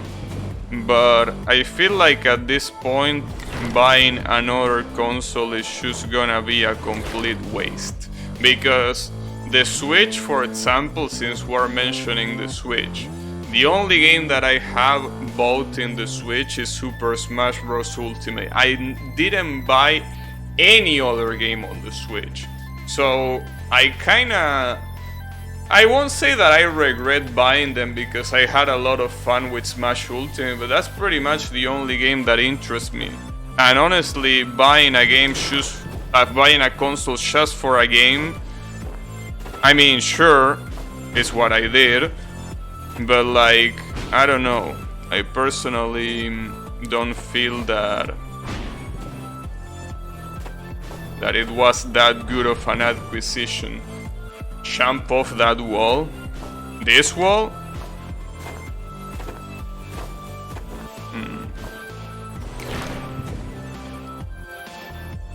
I think I know, yeah, jump to the right. Jump to the right probably with a... Yeah, like, okay, I got you.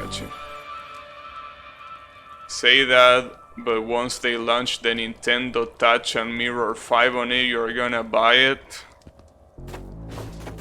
Depending on the price. Imagine buying consoles instead of downloading them. Yeah, try to download the Switch if you can. Motherfucker. I bought my 3DS and I only bought Pokemon, and that's so typical, although I hacked it now. Yeah, doesn't surprise me that you did. Wow. Wait, why does this shit has a checkpoint right at the beginning?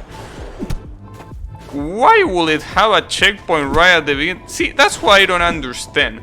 why will you have a checkpoint there? It's... whatever. It's alright. Which is excellent purchase and value. It's one of the easiest to mod and run and sign apps homebrew on. Yeah, but I don't really feel like doing that with my Switch. I mean, despite being a programmer, when it comes to doing illegal stuff, I'm not really that confident with myself. So I try to avoid it. Sure, I obviously, before I started working, I was basically the king of the 7 seas. But you know, the thing is, it's different to download something than to mod a console. And I'm not really confident, especially with things that are pretty valuable, right? Like a console in this case. You can download Switch.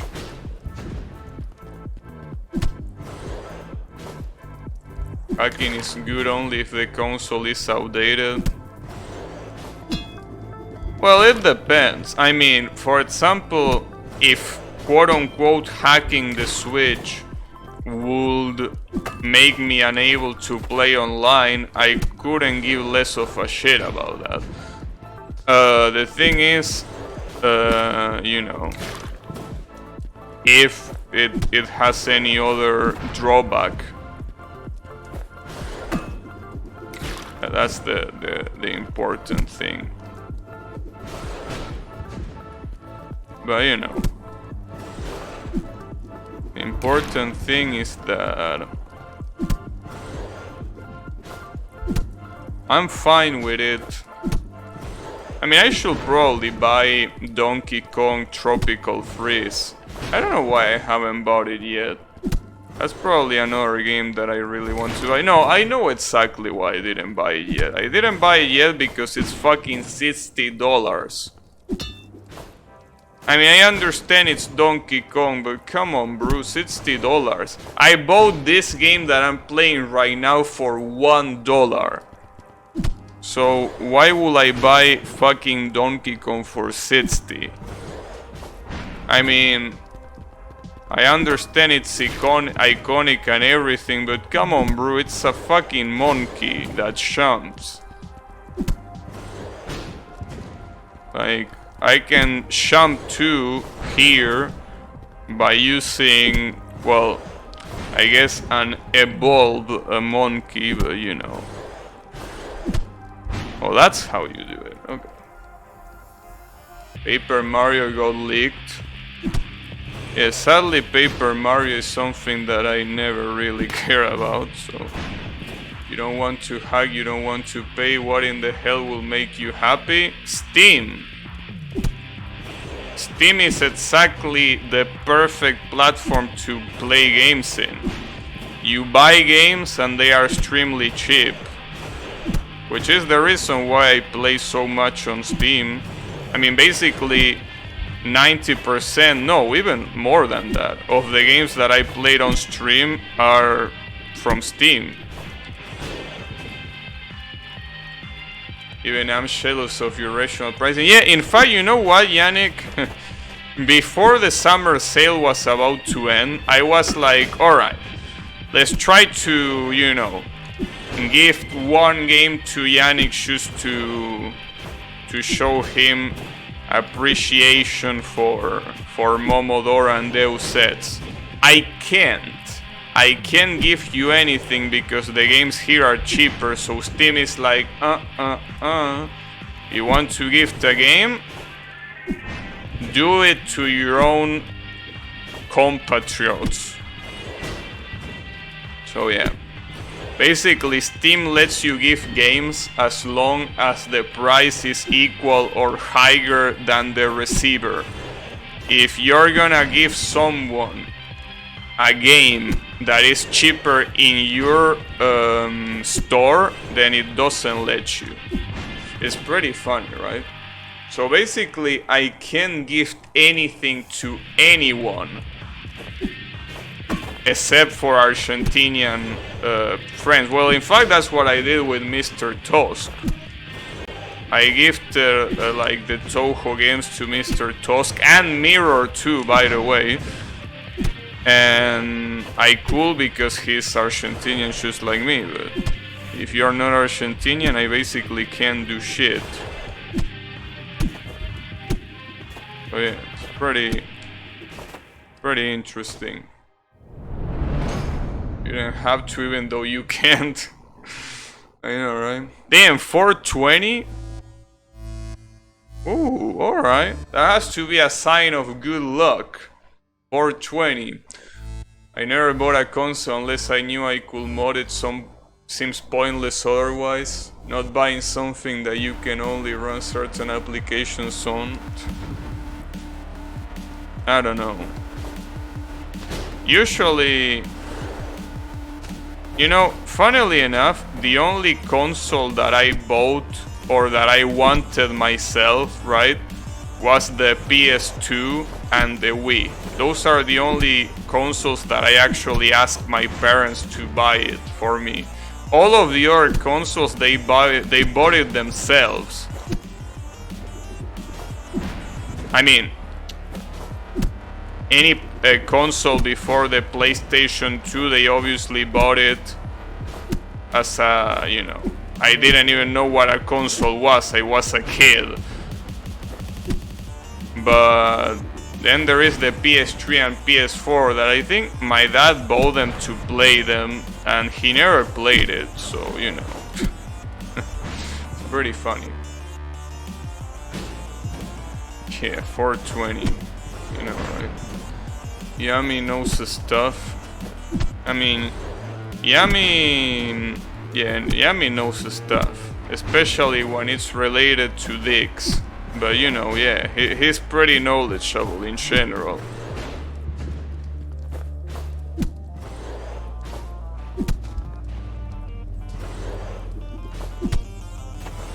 Oh no, damn it. This one seems a little bit complicated.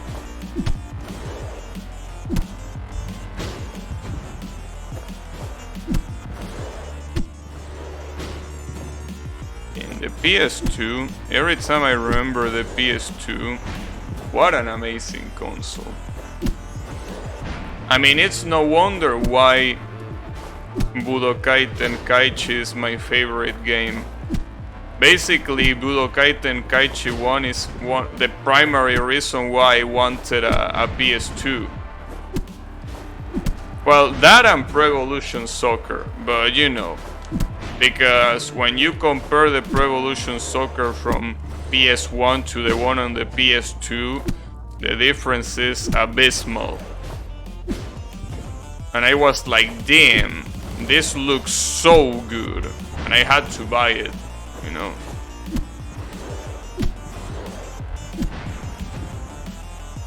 I could probably name each part of the opinion. Yeah, I'm sure you can. Yeah, don't worry. If there is anything related to dicks, I trust 100% on your knowledge. So yeah. You know, it almost makes me wonder why you are not... well, I don't know the name of the profession in English. But why you're not a medic that specializes in the dick? It will definitely suit you pretty well, I will say. My girlfriend gifted me her PS2, which neither she nor her brothers use. I hacked it.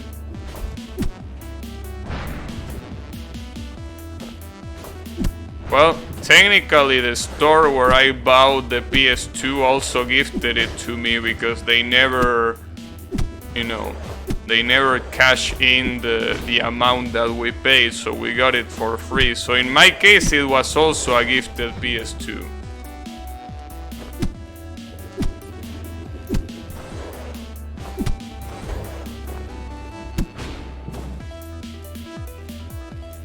The ecologist.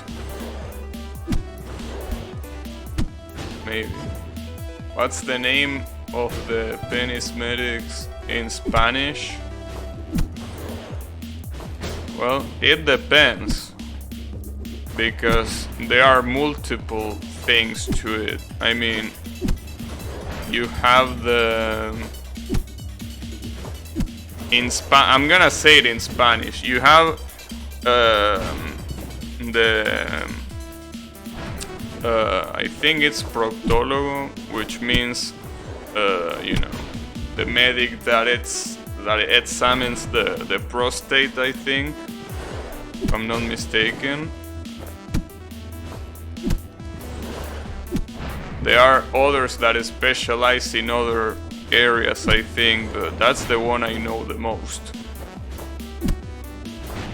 Because, you know, the prostate is something that is pretty vital at some point. Because any infection there could mean really bad news. So you have to examine that, you know, with some frequency. Because otherwise you risk having a problem that you won't be able to solve in time.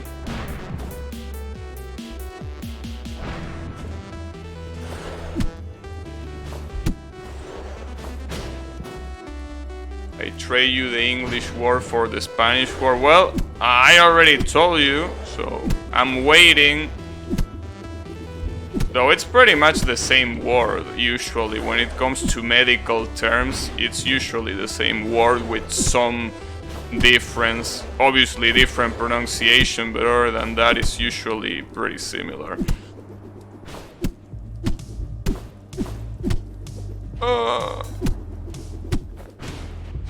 I don't know why I thought proctologists were for Uranus. You know, I'm not completely sure, but I'm pretty sure that's the medic for the prostate, right? I mean, the one for the anus...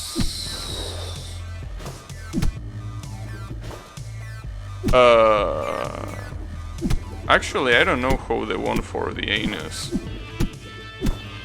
is called. Urologist is closest and yeah, I know the gynecologist. I know that one. That one is obviously, well, ginecólogo in Spanish. And the urologist is, yeah, urologo, which is for the urethra. I was about to mention that one.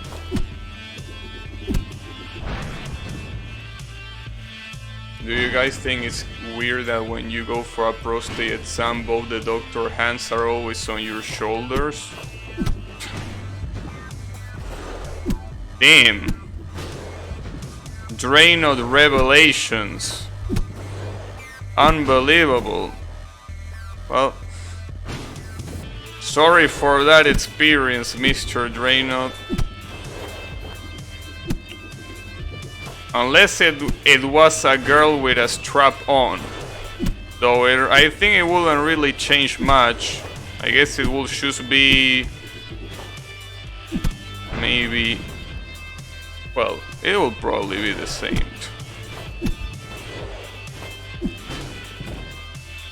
Dicks are becoming a recurrent topic in here. Yeah, don't worry about it. It's, I mean, we used to talk a lot about mirror and cave or Dodonpachi. So, you know, the fact that we are talking about dicks, you should thank me for it. Because you definitely don't want to talk about Dodonpachi with this motherfucker being here. Never get tired of the shows and all its renditions. Yeah, that's why Yami like I want a bigger penis so much. Now I understand. Now it makes sense.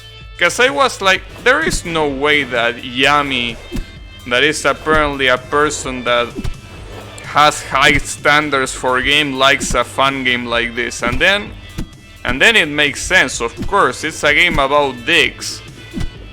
how will he not like it, right? First time. Yeah, mirror and washing machine are the other two topics. That game is excellent. Yeah, I'm pretty sure that for dick lovers it's an excellent game indeed. I know, don't worry about it.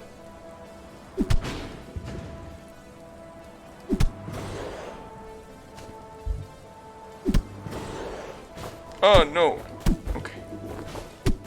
Jeez. Oh, I got the checkpoint, get on. Nice.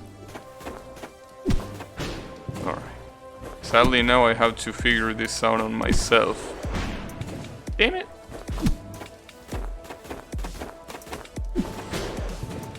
Can probably grab. Maybe I don't have to grab. Let's see.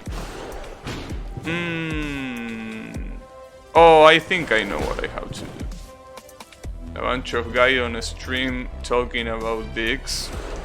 I mean, it sounds gay because you can't help it to think about it that way. But, you know, it doesn't really have to be. I mean, if you weren't really that unsure about your sexuality, you will be able to talk about dicks without fearing that it will be, oh no, this is too gay. Then again, most of the people in chat are in, like, don't worry about it because they know what they like, right? They have a pretty long preference, but you know.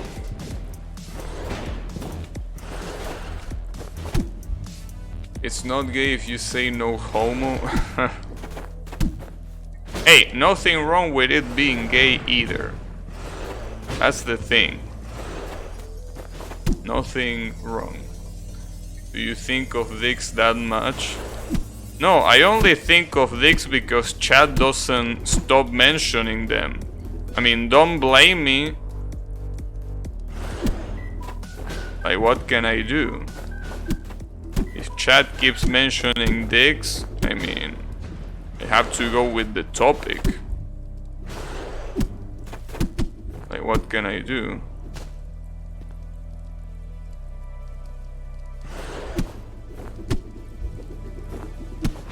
Fuck. No homo. Yeah, you won't trick me with that one, chat. Come on, bro.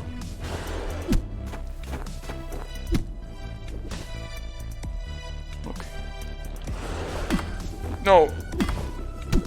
Okay. Damn it. Fucking PlayStation controller, stop fucking up. Jesus. Why is it so random? That's why I don't understand. It doesn't happen when I do something specific. It happens randomly. I don't. Gabby always brings up dicks, so I go along with it. I don't. Come on, that's being dishonest. Intellectually dishonest. I should talk about what the chat likes to talk about, alright? You know, the thing is, it's alright. It's not a big deal either. The problem is, see, here's the thing, let me tell you the truth, right? It shouldn't be that big of a deal. The problem is that every time someone talks about dicks in front of Colo, he always is like, oh, dicks, someone is talking about dicks, right? So I don't make it a big deal, he makes it a big deal. It shouldn't be a big deal, but every time there is dicks in a conversation, it's like he becomes horny, and I understand why he will do that. But I mean, like, come on, bro. You should be, you call me a cock master. Hey, I don't think I call you that. That's a good. Do you want me to call you that from now on? I can if you want. I don't mind. The cock master.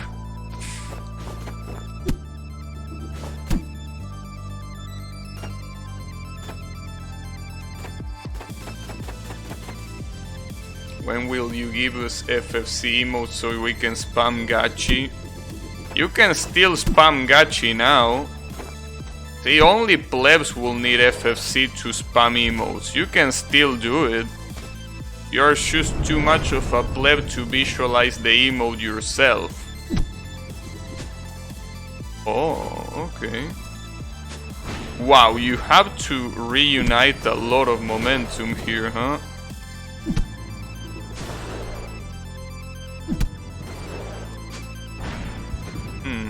How? I don't think I get it. I mean, no, I get it, but it's not, doesn't seem to. Okay, let's see what this guy does. Oh, and then he goes to the right. Wait, is that a skip? That kinda looks like a skip, but I'm not sure.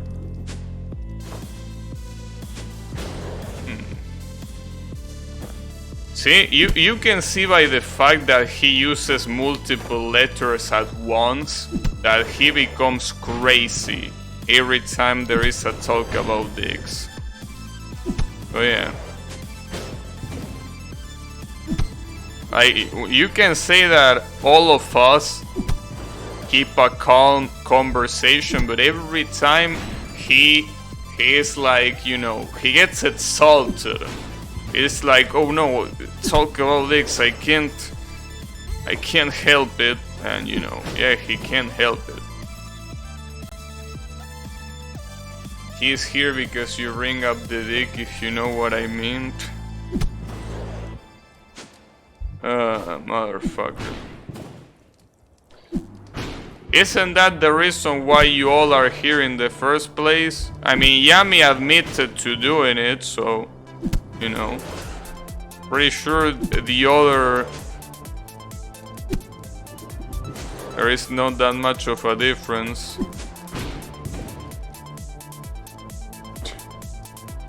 Anyways, the thing is, I need momentum. I don't need dicks right now. I need momentum. And I'm not having that momentum. I need momentum, dude. Okay, that's some momentum. Damn it. Is that really what... Okay, let me see what this fool does.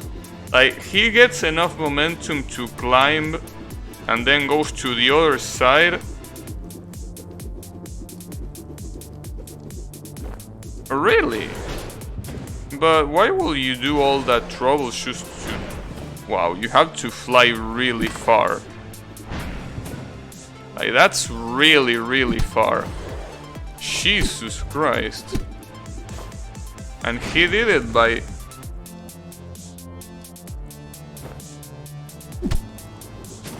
I'm not sure about that, honestly.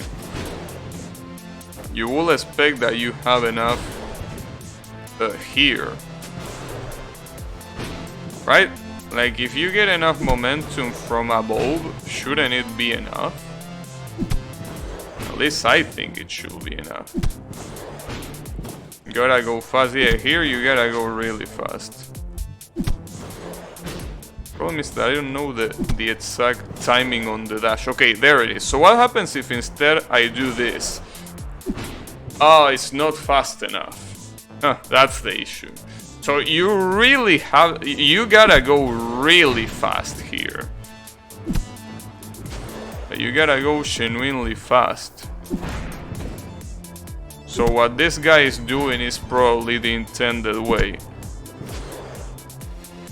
Yeah, it makes sense. Alright. Oh, fuck. He grabbed it from the right. Interesting. I'm gonna tell the audience one thing you hide in your computer.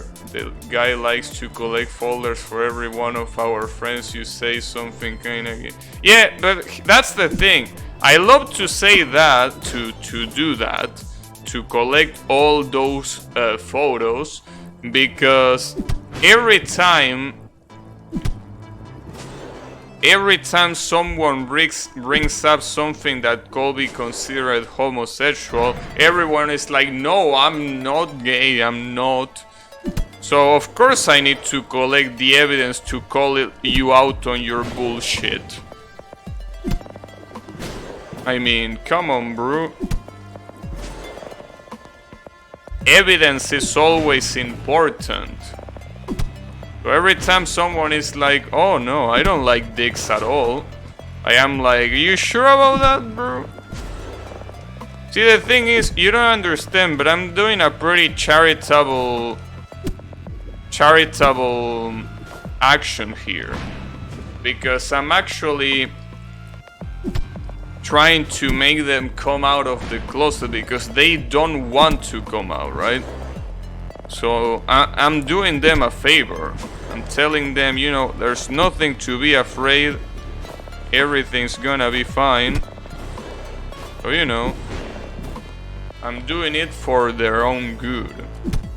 They don't appreciate all my effort. Will anyone care about the sexuality of his friends? I mean, that's like saying, why will I care about what's your favorite game? I mean, there are some things that, as much as a lot of people want to pretend that they don't care, they do care. I mean, of course I care about things that are that important. Obviously, if someone is not comfortable saying it, I understand. But you know, regardless, I'm still interested, right? Because it is an interesting topic. It will be a lie to say that it isn't. You don't need to be into someone just to, you know, be interested in that kind of stuff. It's interesting. That's the right word for it. Interesting. It's a topic of interest.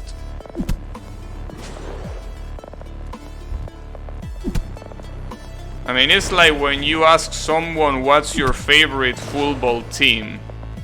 What's your favorite football team? And I will be like, why will you care about that?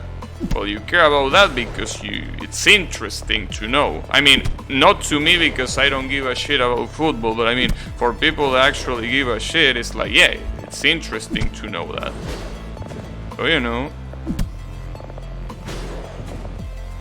Football, shit.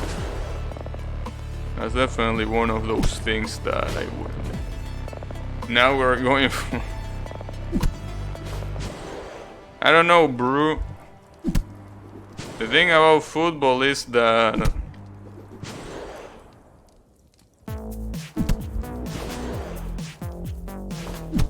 I don't care about football neither, therefore I don't ask people teams. Only those who like it ask about it. Not really. I mean, if I'm not mistaken, one of you, like, I don't remember if it was you or it was the other two siblings, but there was someone that I remember one time you asked me what was my football team and I told you I don't give a shit about football. So, I don't know, bro. I don't think that's completely right.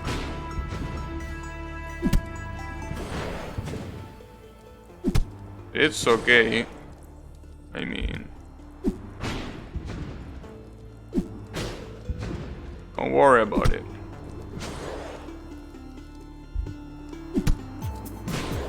Oh, also, Yummy, I have an advice for you. Disgracing Messi. You know, funnily enough, Messi is disgraced by football fans. You don't need to not be a football fan to disgrace him. Everyone disgraces Messi. Well, everyone that is a dick, at least. Because guy is a beast, but people want him to be a fucking god. And, you know, gods don't exist in the earth realm, you know. So asking for a human to be a god, it never ends right. So yeah, you definitely don't need to be disinterested in football to disgrace him. I used to kinda care about football years ago. Maybe. Gods are too scared because they saw Shin Megami Tensei. Or maybe because they saw Mirror. Maybe they saw Mirror and they are like, alright, you know what? Let's not try to mess with the humans. They are dangerous. They have dangerous tendencies. I was about to say something and I forgot. Oh yeah, Yami. If you ever come here and someone asks you about football, there is something that you can say that is gonna be like perfect for most of the times. Actually no, it might not be a good idea because depending on where you are. Yeah, okay, what I was gonna say something, but no, saying that yeah, wouldn't be a good idea depending on where you are. But something that you can say and it's gonna be right no matter where you are is saying that Maradona is the greatest. You say that and no matter where you are, yeah, you're gonna get a free beer, exactly. Just say something like, you know, Maradona es el más grande or something like that. Which means that Maradona is the greatest. And you're gonna get a free beer, probably. So yeah. That's the right strategy. To say that el más grande, the biggest, the greatest. To say that, and everyone is gonna be like, wow, this foreigner knows his shit.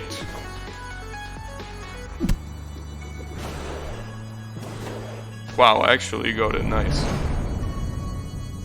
Wow, 6 seconds? How the fuck do you do this in 6 seconds? You can also say Maradona is better than Messi. It depends. That's the thing, you know. I was about to tell him that instead of Maradona, he could say he could say Boquita, right? The problem is that if he says that and he's in a place where there are River fans, he is dead. He's fucking dead, right? So the key here is saying something that no matter where you are, who is in front of you, is gonna be seen as good. So that's the problem. There are some people that if you say that about Messi, they are not gonna give you a good luck. Some of them will, but it depends on the age. Usually old dudes, if you tell that to them, they will probably agree. But yeah. What if I come over talking about Neymar? I don't know. They will probably... I have a picture of Neymar in my desk. Yeah, but no, that's an anomaly. Don't listen to what Colo is saying here. If you have something about Neymar, they are probably gonna taunt you about you being Brazilian. Because, as you know, when it comes to football, the rivalry between Argentina and Brazil is incredibly big. So you don't want to do that. You definitely don't want to do that. I mean, this guy is because he's a fucking weirdo. But usually when you mention someone Brazilian in a place that is all about football, it ain't gonna end well. Tell me what it feels like. Yeah, they will probably say something like that. And this motherfucker talking about Ronaldinho. God damn it. How is it going, Kael? You know, the thing about... It's pretty interesting, right? Because Chile, when it comes to football, I don't think there is many... You know, many things, right? Compared to Brazil. There isn't that much of a rivalry as it is with Brazil, I think. I mean, there are rivalries in other aspects, but you know, he's the best freestyler of all times. Hey, what about Eminem? Eminem is definitely the best freestyler. There is one Chile guy in Barcelona. Oh, I didn't know that. Definitely did not know that. That's all you know. Well, this guy Colo loves to suck Barcelona's dick, so he will probably like it.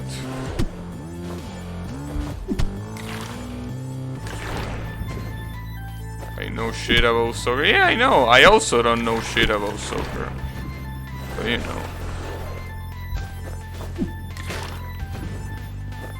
Balón.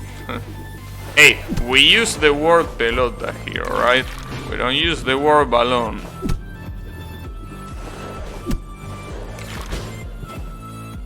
Balón is more...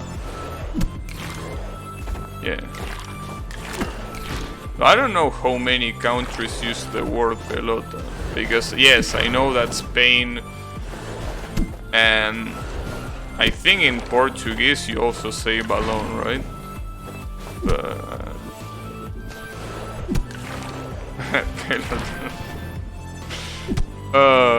Yeah, also that word is also pretty common in here.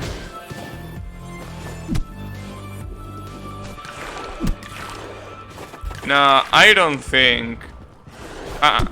well, I honestly don't know, but here's the thing. As Kyle mentioned, he doesn't know jack shit about football, so probably he's one of those guys that thinks that Ronaldinho still plays for Barcelona. So I wouldn't be surprised if that was the case.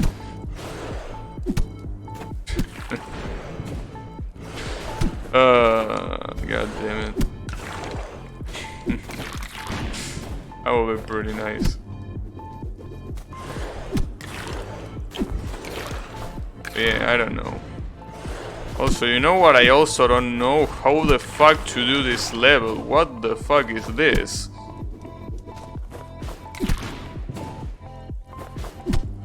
I thought Ronaldinho played for Brazil. Yeah, in the World Cup he does. He did. Before he retired, obviously. Isn't he like 40 years old or something?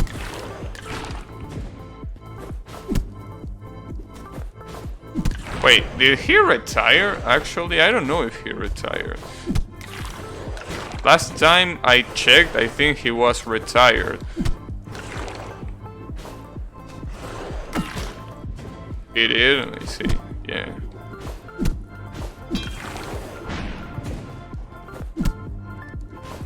Yeah, I mean, he's one of the OGs.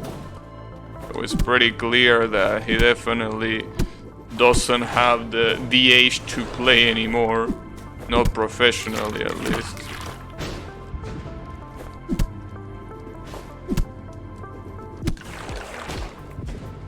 And I wish that guy that knows the strategy for every level was here. Because I definitely don't know what the fuck to do. And the worst part is that I'm looking at the ghost there and I still don't understand what I'm supposed to do. Like, he's doing some pretty arcane shit. I don't know how he's getting so much speed after that one. That's weird. He's getting a lot of speed and he's not using dash. I mean, he's using dash, but I think he's only using it one. Yeah, but that's the thing. He uses dash when he's climbing, but he doesn't use dash when he's up there. And I think that if you don't do that, I'm not sure how you even get it. I tend to forget that Gabi's Argentinian. He doesn't have that accent. I mean, it's because I try to pronounce words in English, usually. Issue sounds like English on 0.75 speed. You know, it's pretty interesting because a lot of people say that about me in Spanish. Like, I talk slow even in Spanish. Oh yeah, that's normal. A lot of people tell me that I'm slow at talking. I remember in high school someone telling me, "Damn, you speak too long." And I'm like, what you mean I speak too long? That doesn't even make sense. And she actually meant the fact that I speak slow. That's what she wanted to say, but she said long. What? I speak long? Alright.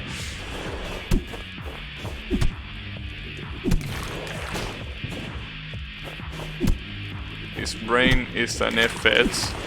Hey, say what you want about the FX. But my FX is resisting what a lot of Ryzen's couldn't resist. So I don't know, bro. My FX is a national treasure. Or maybe an international treasure.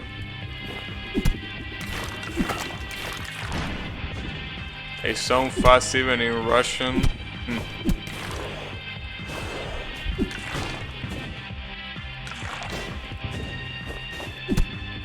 You speak long and thick. Maybe that's what she was thinking when she said that.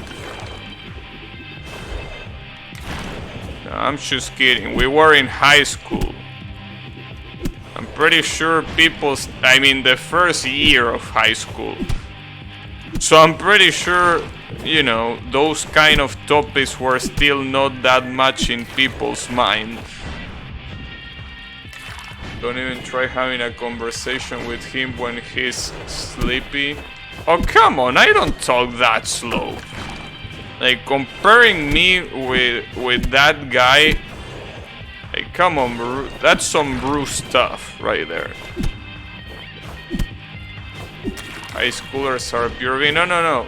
I'm talking about first year of high school. First year, when you are 13 years old. Or 12, depending on you know, on when you graduated. So yeah, no, I don't mean high schoolers that are 18 or shit. No. I mean the ones that are a little bit more advanced in age. I mean a little bit less advanced, not more advanced. So yeah.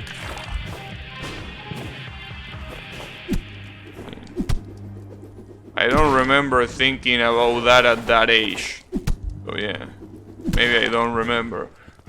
The guys I know from USA talk fast as fuck. I don't know. I mean... I don't think the issue is that they talk fast. I think the issue is that they use a lot of stuff that isn't standard English. I think that might be the issue. Some people even show that I'm speedrunning my speech. Speedrunning the speech, huh?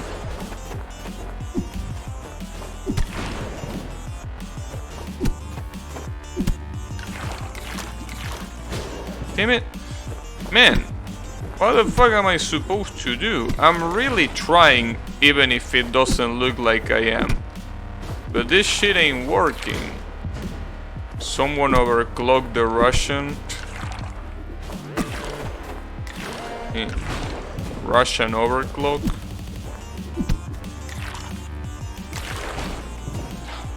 Fuck. This seems too hard. I don't know what I'm doing wrong, because I'm trying to follow the ghost and it's not really working.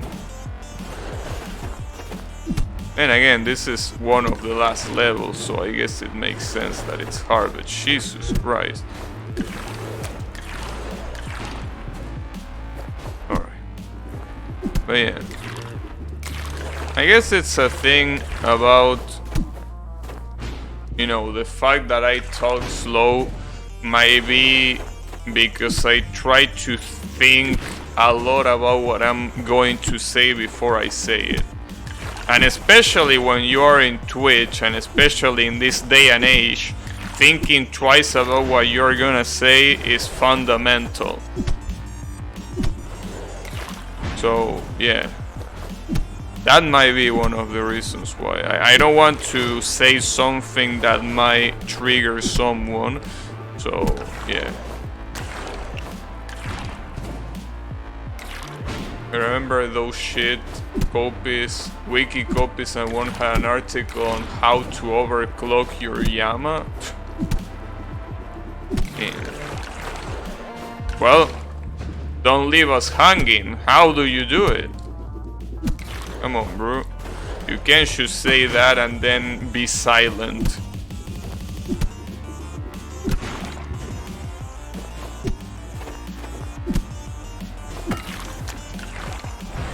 Just can't do this one, dude. Really trying, but it doesn't seem like I can.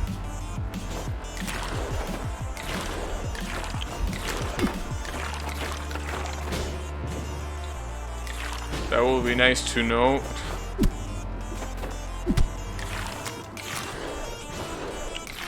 It shows how to open a Yama and recognize its CPU socket.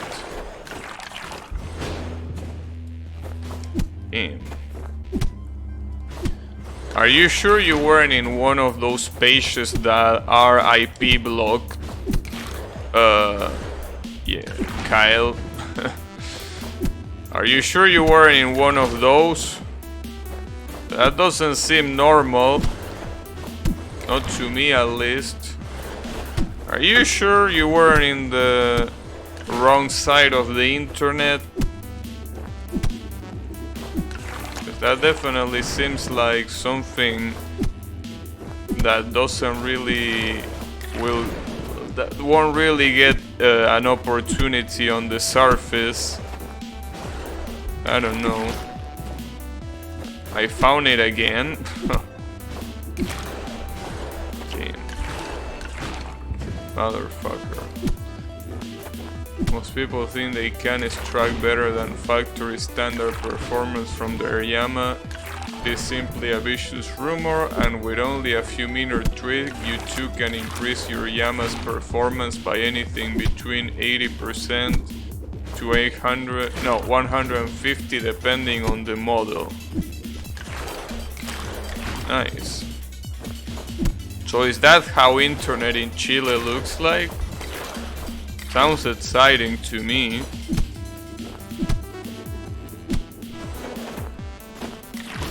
Didn't know that Chilean internet could be that exciting.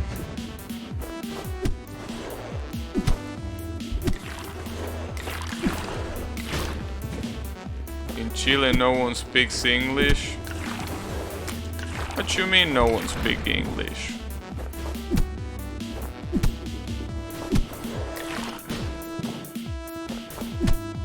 Pretty sure there are a lot of people that speak English. I mean, in South America in general, there are lots of people that speak English. I mean, well, in the world in general,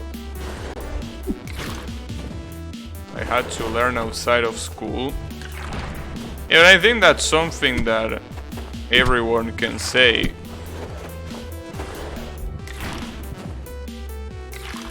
My English teachers were mediocre. Yeah, but that's not exclusive to Chile, that's everywhere. But you know, that also applies to me.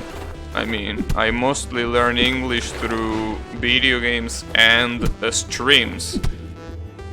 Especially fighting game streams. Fighting game streams really help me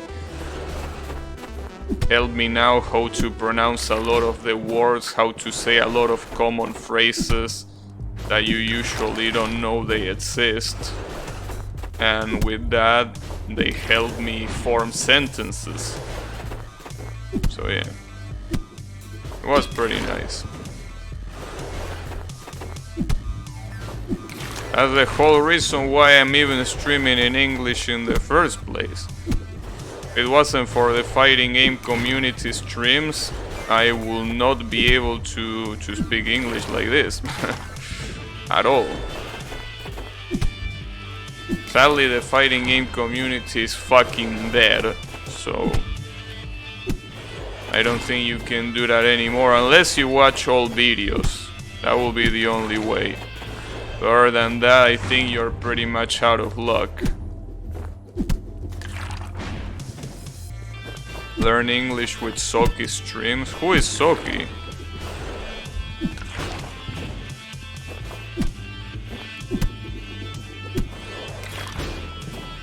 Soki. Is that Soki this nuts? Did I fell for a trap? Damn, I can't believe I fell for that trap.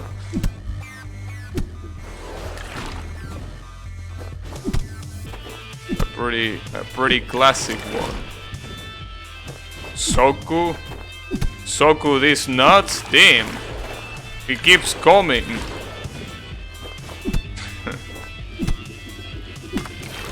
Damn, Soku streams.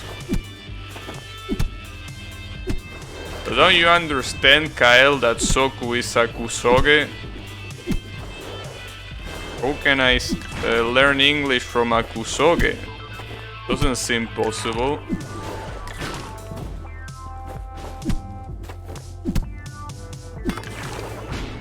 You think if she sees that, she's look at the shoot 'em up community? Yeah, but I don't think that something that was never alive can die, you know? I mean... Battle Pepe is also a Kusoge and that Japanese girl played it. Yeah. So what? What, you want me to think that it's not a Kusoge just because a Japanese girl played it? Come on, bro.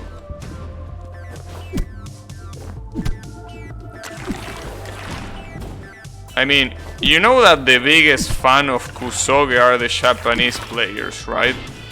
Like, nobody likes Kusoge as much as them. I mean, if it wasn't for that, the term Kusoge wouldn't even exist. So, I can tell you that the Japanese players are the biggest consumers of Kusoge. So yeah.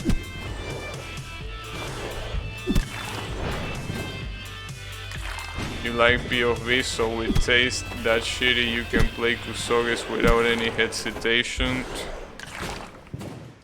Yeah, say what you want about POFB, but POFB is better than any of your pseudo shoot 'em ups that are not Cave. So obviously I can't talk shit about Cave, but any of the other non-Cave, yeah, not many of them can pass the test. Still can be played and you can learn shit from it. Yeah, that applies to literally every fucking game, you know? Including fighting games. I mean, people are still discovering shit in Marvel games. That doesn't mean that they are any less dead. They are still fucking dead.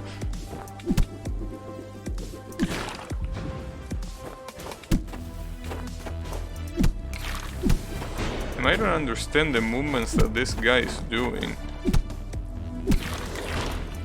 He's doing some pretty weird moves. Like, I don't understand the first jump. It's like he does a vertical jump and then a wall jump. But I can't do it, no matter how hard I try, I just can't do it.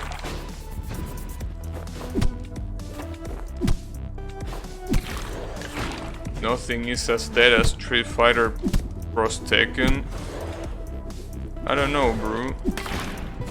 Have you taken a look at games like Arcana Hearts?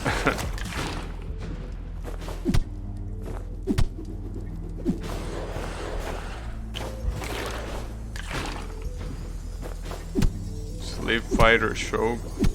I mean, sadly, Street Fighter V is one of those games that is the most alive, other than Tekken and Dragon Ball Fighters. But even those games, I mean, you don't really have that big of a following at all. Anyways, regardless of if fighting games are there or not, can someone tell me how the fuck to do this? Because I definitely can't figure it out by myself, so I need help on this one. I really don't understand. Like, my mind is not strong enough for this one. And the worst part is that the solution is right there, but I cannot replicate the solution no matter how hard I try. Like, I'm really trying to replicate what the fucking ghost is doing, and I just can't. It falls short in replicating. And fuck this level. This level is trash. Let me tell you that. Problem is that I cannot use those many dashes in a row. So I don't think I can use 3 dashes. Sadly. That's an issue. I also can't use a dash at the beginning.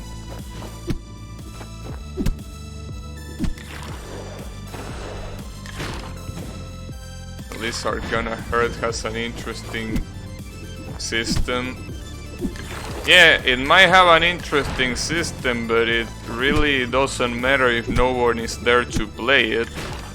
I'm only seeing a single dash. No, I think it's 3. See, here's the thing. If you look closely, I think he's doing one when he starts the swing, another one when he leaves the swing, and another one after he done the second one, right? I think that's what he's doing. I mean, the one that is the clearest is the one that he's doing when the swing begins, but I'm pretty sure that after that he's also swinging. He's also dashing. But I can't do it, dude. This has almost no room for error. Like, almost nothing. Like, no error is allowed here. And I'm not even talking about error. This is like, it's asking for the most optimal shit, because any less than the most optimal shit doesn't cut it. And you know what? Fuck this shitty ass level. Let me pick another one. Thankfully we can also pick the levels. Let me pick another one. Alright, what is this one about? Wait, there was one called the Tower of Joy. The emote? The Tower of Joy. The crying emoji face. Damn. Didn't know that that emoji had a face. Well, now I know.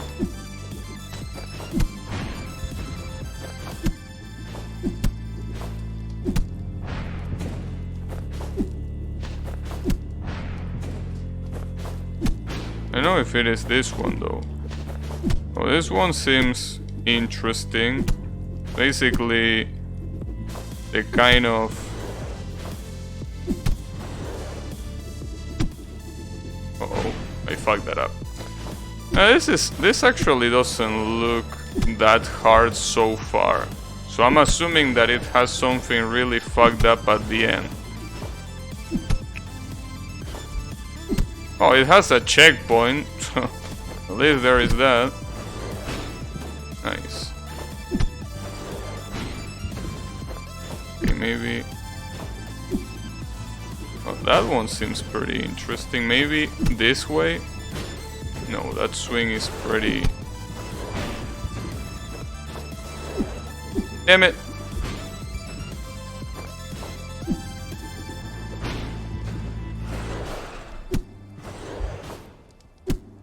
You know, speaking of Arcana Heart, right? I actually remember the summer sale that happened not that long ago.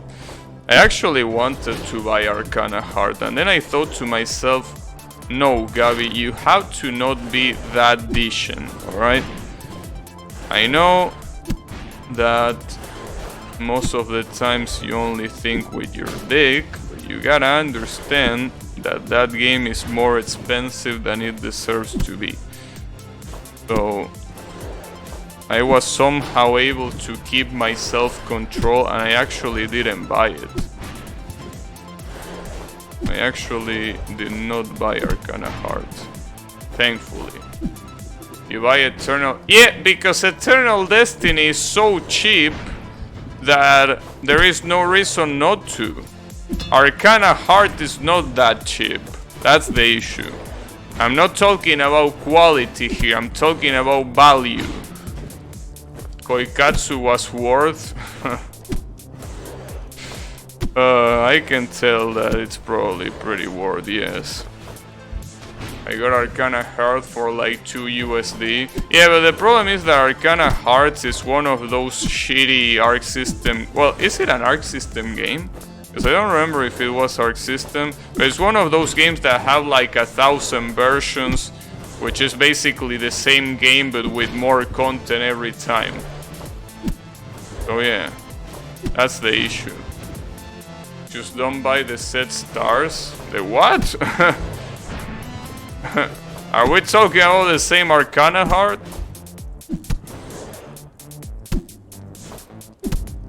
Ouch.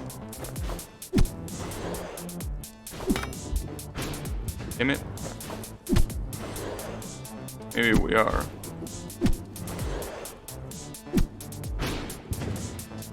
I don't know, but I think Arcana Hearts is one of those games that is really worth a lot.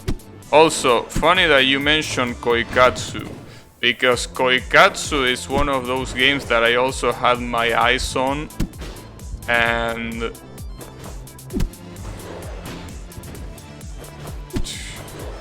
it's so expensive. It's so expensive that 3 has only 2 versions on Steam. So maybe I was looking at the expensive one. Then again, I don't know what the difference is.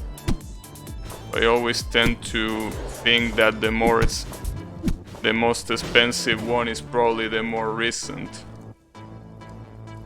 That version is shit.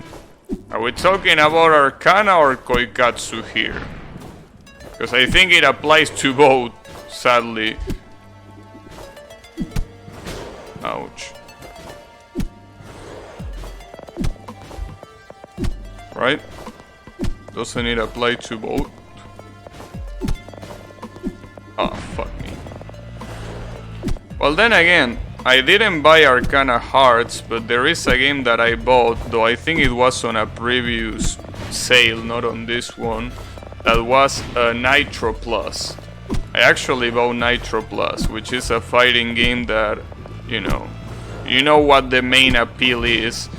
So yeah, I bought that one. But that one seemed nice because it had characters that I actually care about. I mean, it has fucking Saber from Fate Stay Night. Can you imagine that? Having Saber in a fighting game that is not fucking trash? It's almost like a miracle. If you ask me the original plot of CM3D2, what? Until you add all the what? I'm afraid I'm not fully aware of the topic, but I think it's better if I don't ask.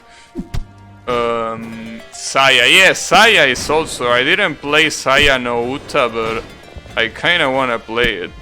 But then again, visual novel, and you know what I feel about those. You know.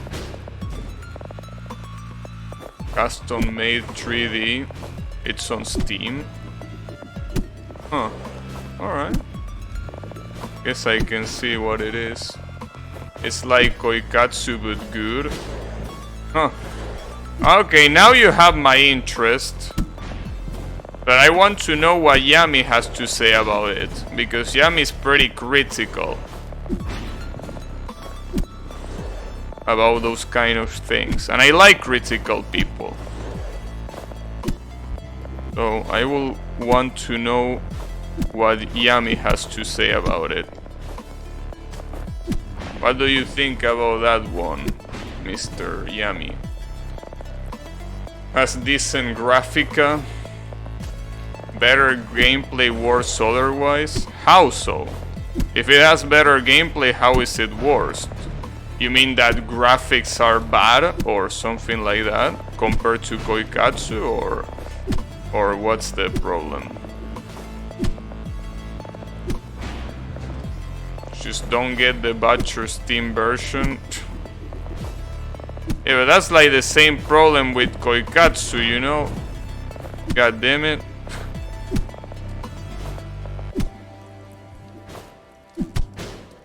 Tensor to Hell and Beyond, like that rabbit visual novel. Better gameplay in that the man game is an absolute shit. Oh, I see. So I guess what you mean is that it doesn't have good, like the customization is not as good as in Koikatsu, right? Is that what you mean? In that case, I understand. Makes sense to me.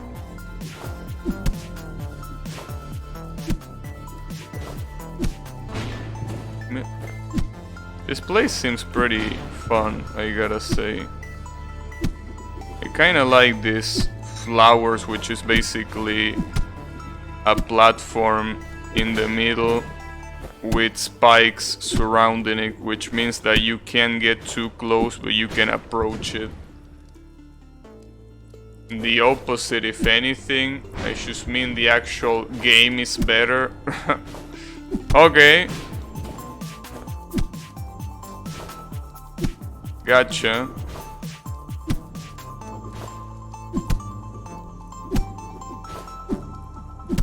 Yeah, I kinda wanna try it, but I don't really wanna try a non-Steam version. I mean, Steam is just so practical to use.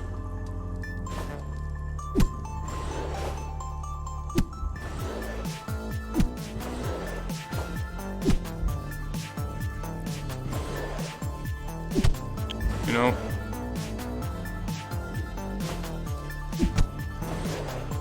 There we go. Damn, that was a pretty good level. I really like that level. Pretty nice. Oh no, I'm not doing this one. Fuck you. Alright. Tower of Shoy. I actually want to do the Tower of Shoy. Come on, bro. The Tower of Shoy. Crying emoji face. Alright, what is the Tower of Shoy? Oh, it's this kind of tower. The kind of tower that... okay. Yeah. The Tower of Shoy. Steam version is garbage for both, absolute shit.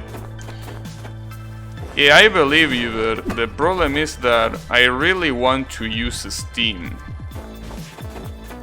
You know, I keep telling you, if Steam actually paid me for shilling their product, I will be a fucking billionaire. Let me tell you that. I will be a billionaire if I was paid for shilling Steam. Ouch.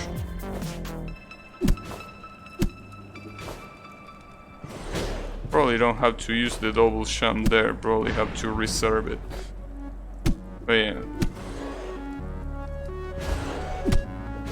Damn, I thought that they were about to play Sweet Child of Mine with that guitar riff.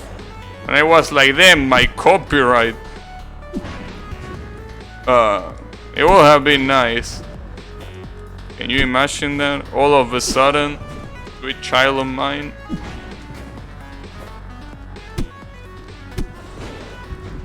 It would be nice. Like, imagine if there was a game like this that got the rights to classic songs like that. That would be great.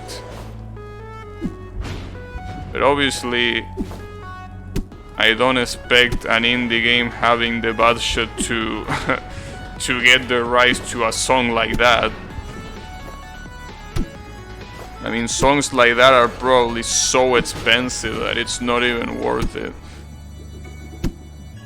Well, then again, I don't know how much you have to pay for the rights of using a song for a specific game and not really rights to do anything else, but yeah, I'm not a really copyright aware person, so I'm not sure.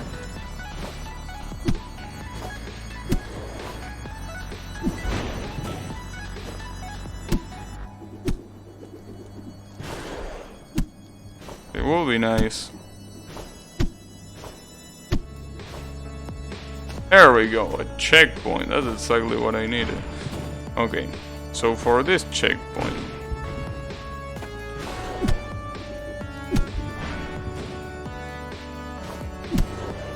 seems like a pretty long level. See, for example, the checkpoints in a level like this one make sense. It actually makes sense to use checkpoints here. But there are some levels that it's really not justified at all to put checkpoints. It is definitely one of them that it is justified.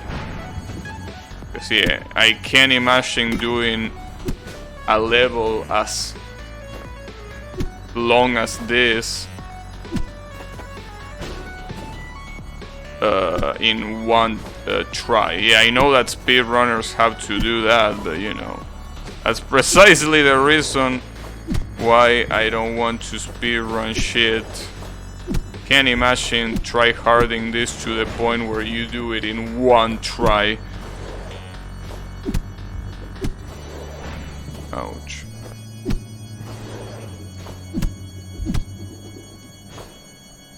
It seems that you need a shit ton of momentum for this one. Slow run? Yeah.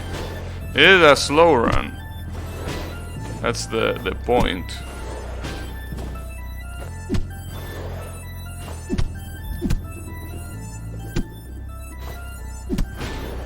Damn, that seems pretty hard.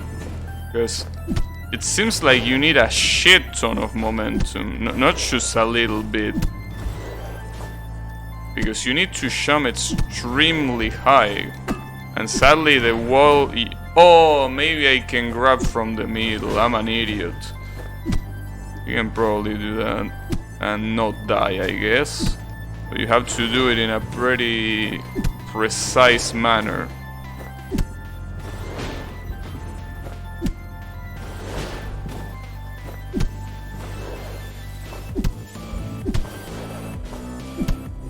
Yeah, okay, you can just climb slowly. You don't need to do a big momentum shift or anything. Obviously, it's probably harder doing it that way, but it feels easier. Actually, wow, I can't believe what I just said. That has to be one of the most contradicting shits I ever said on stream. Alright. It's alright, don't mind me. That was crazy.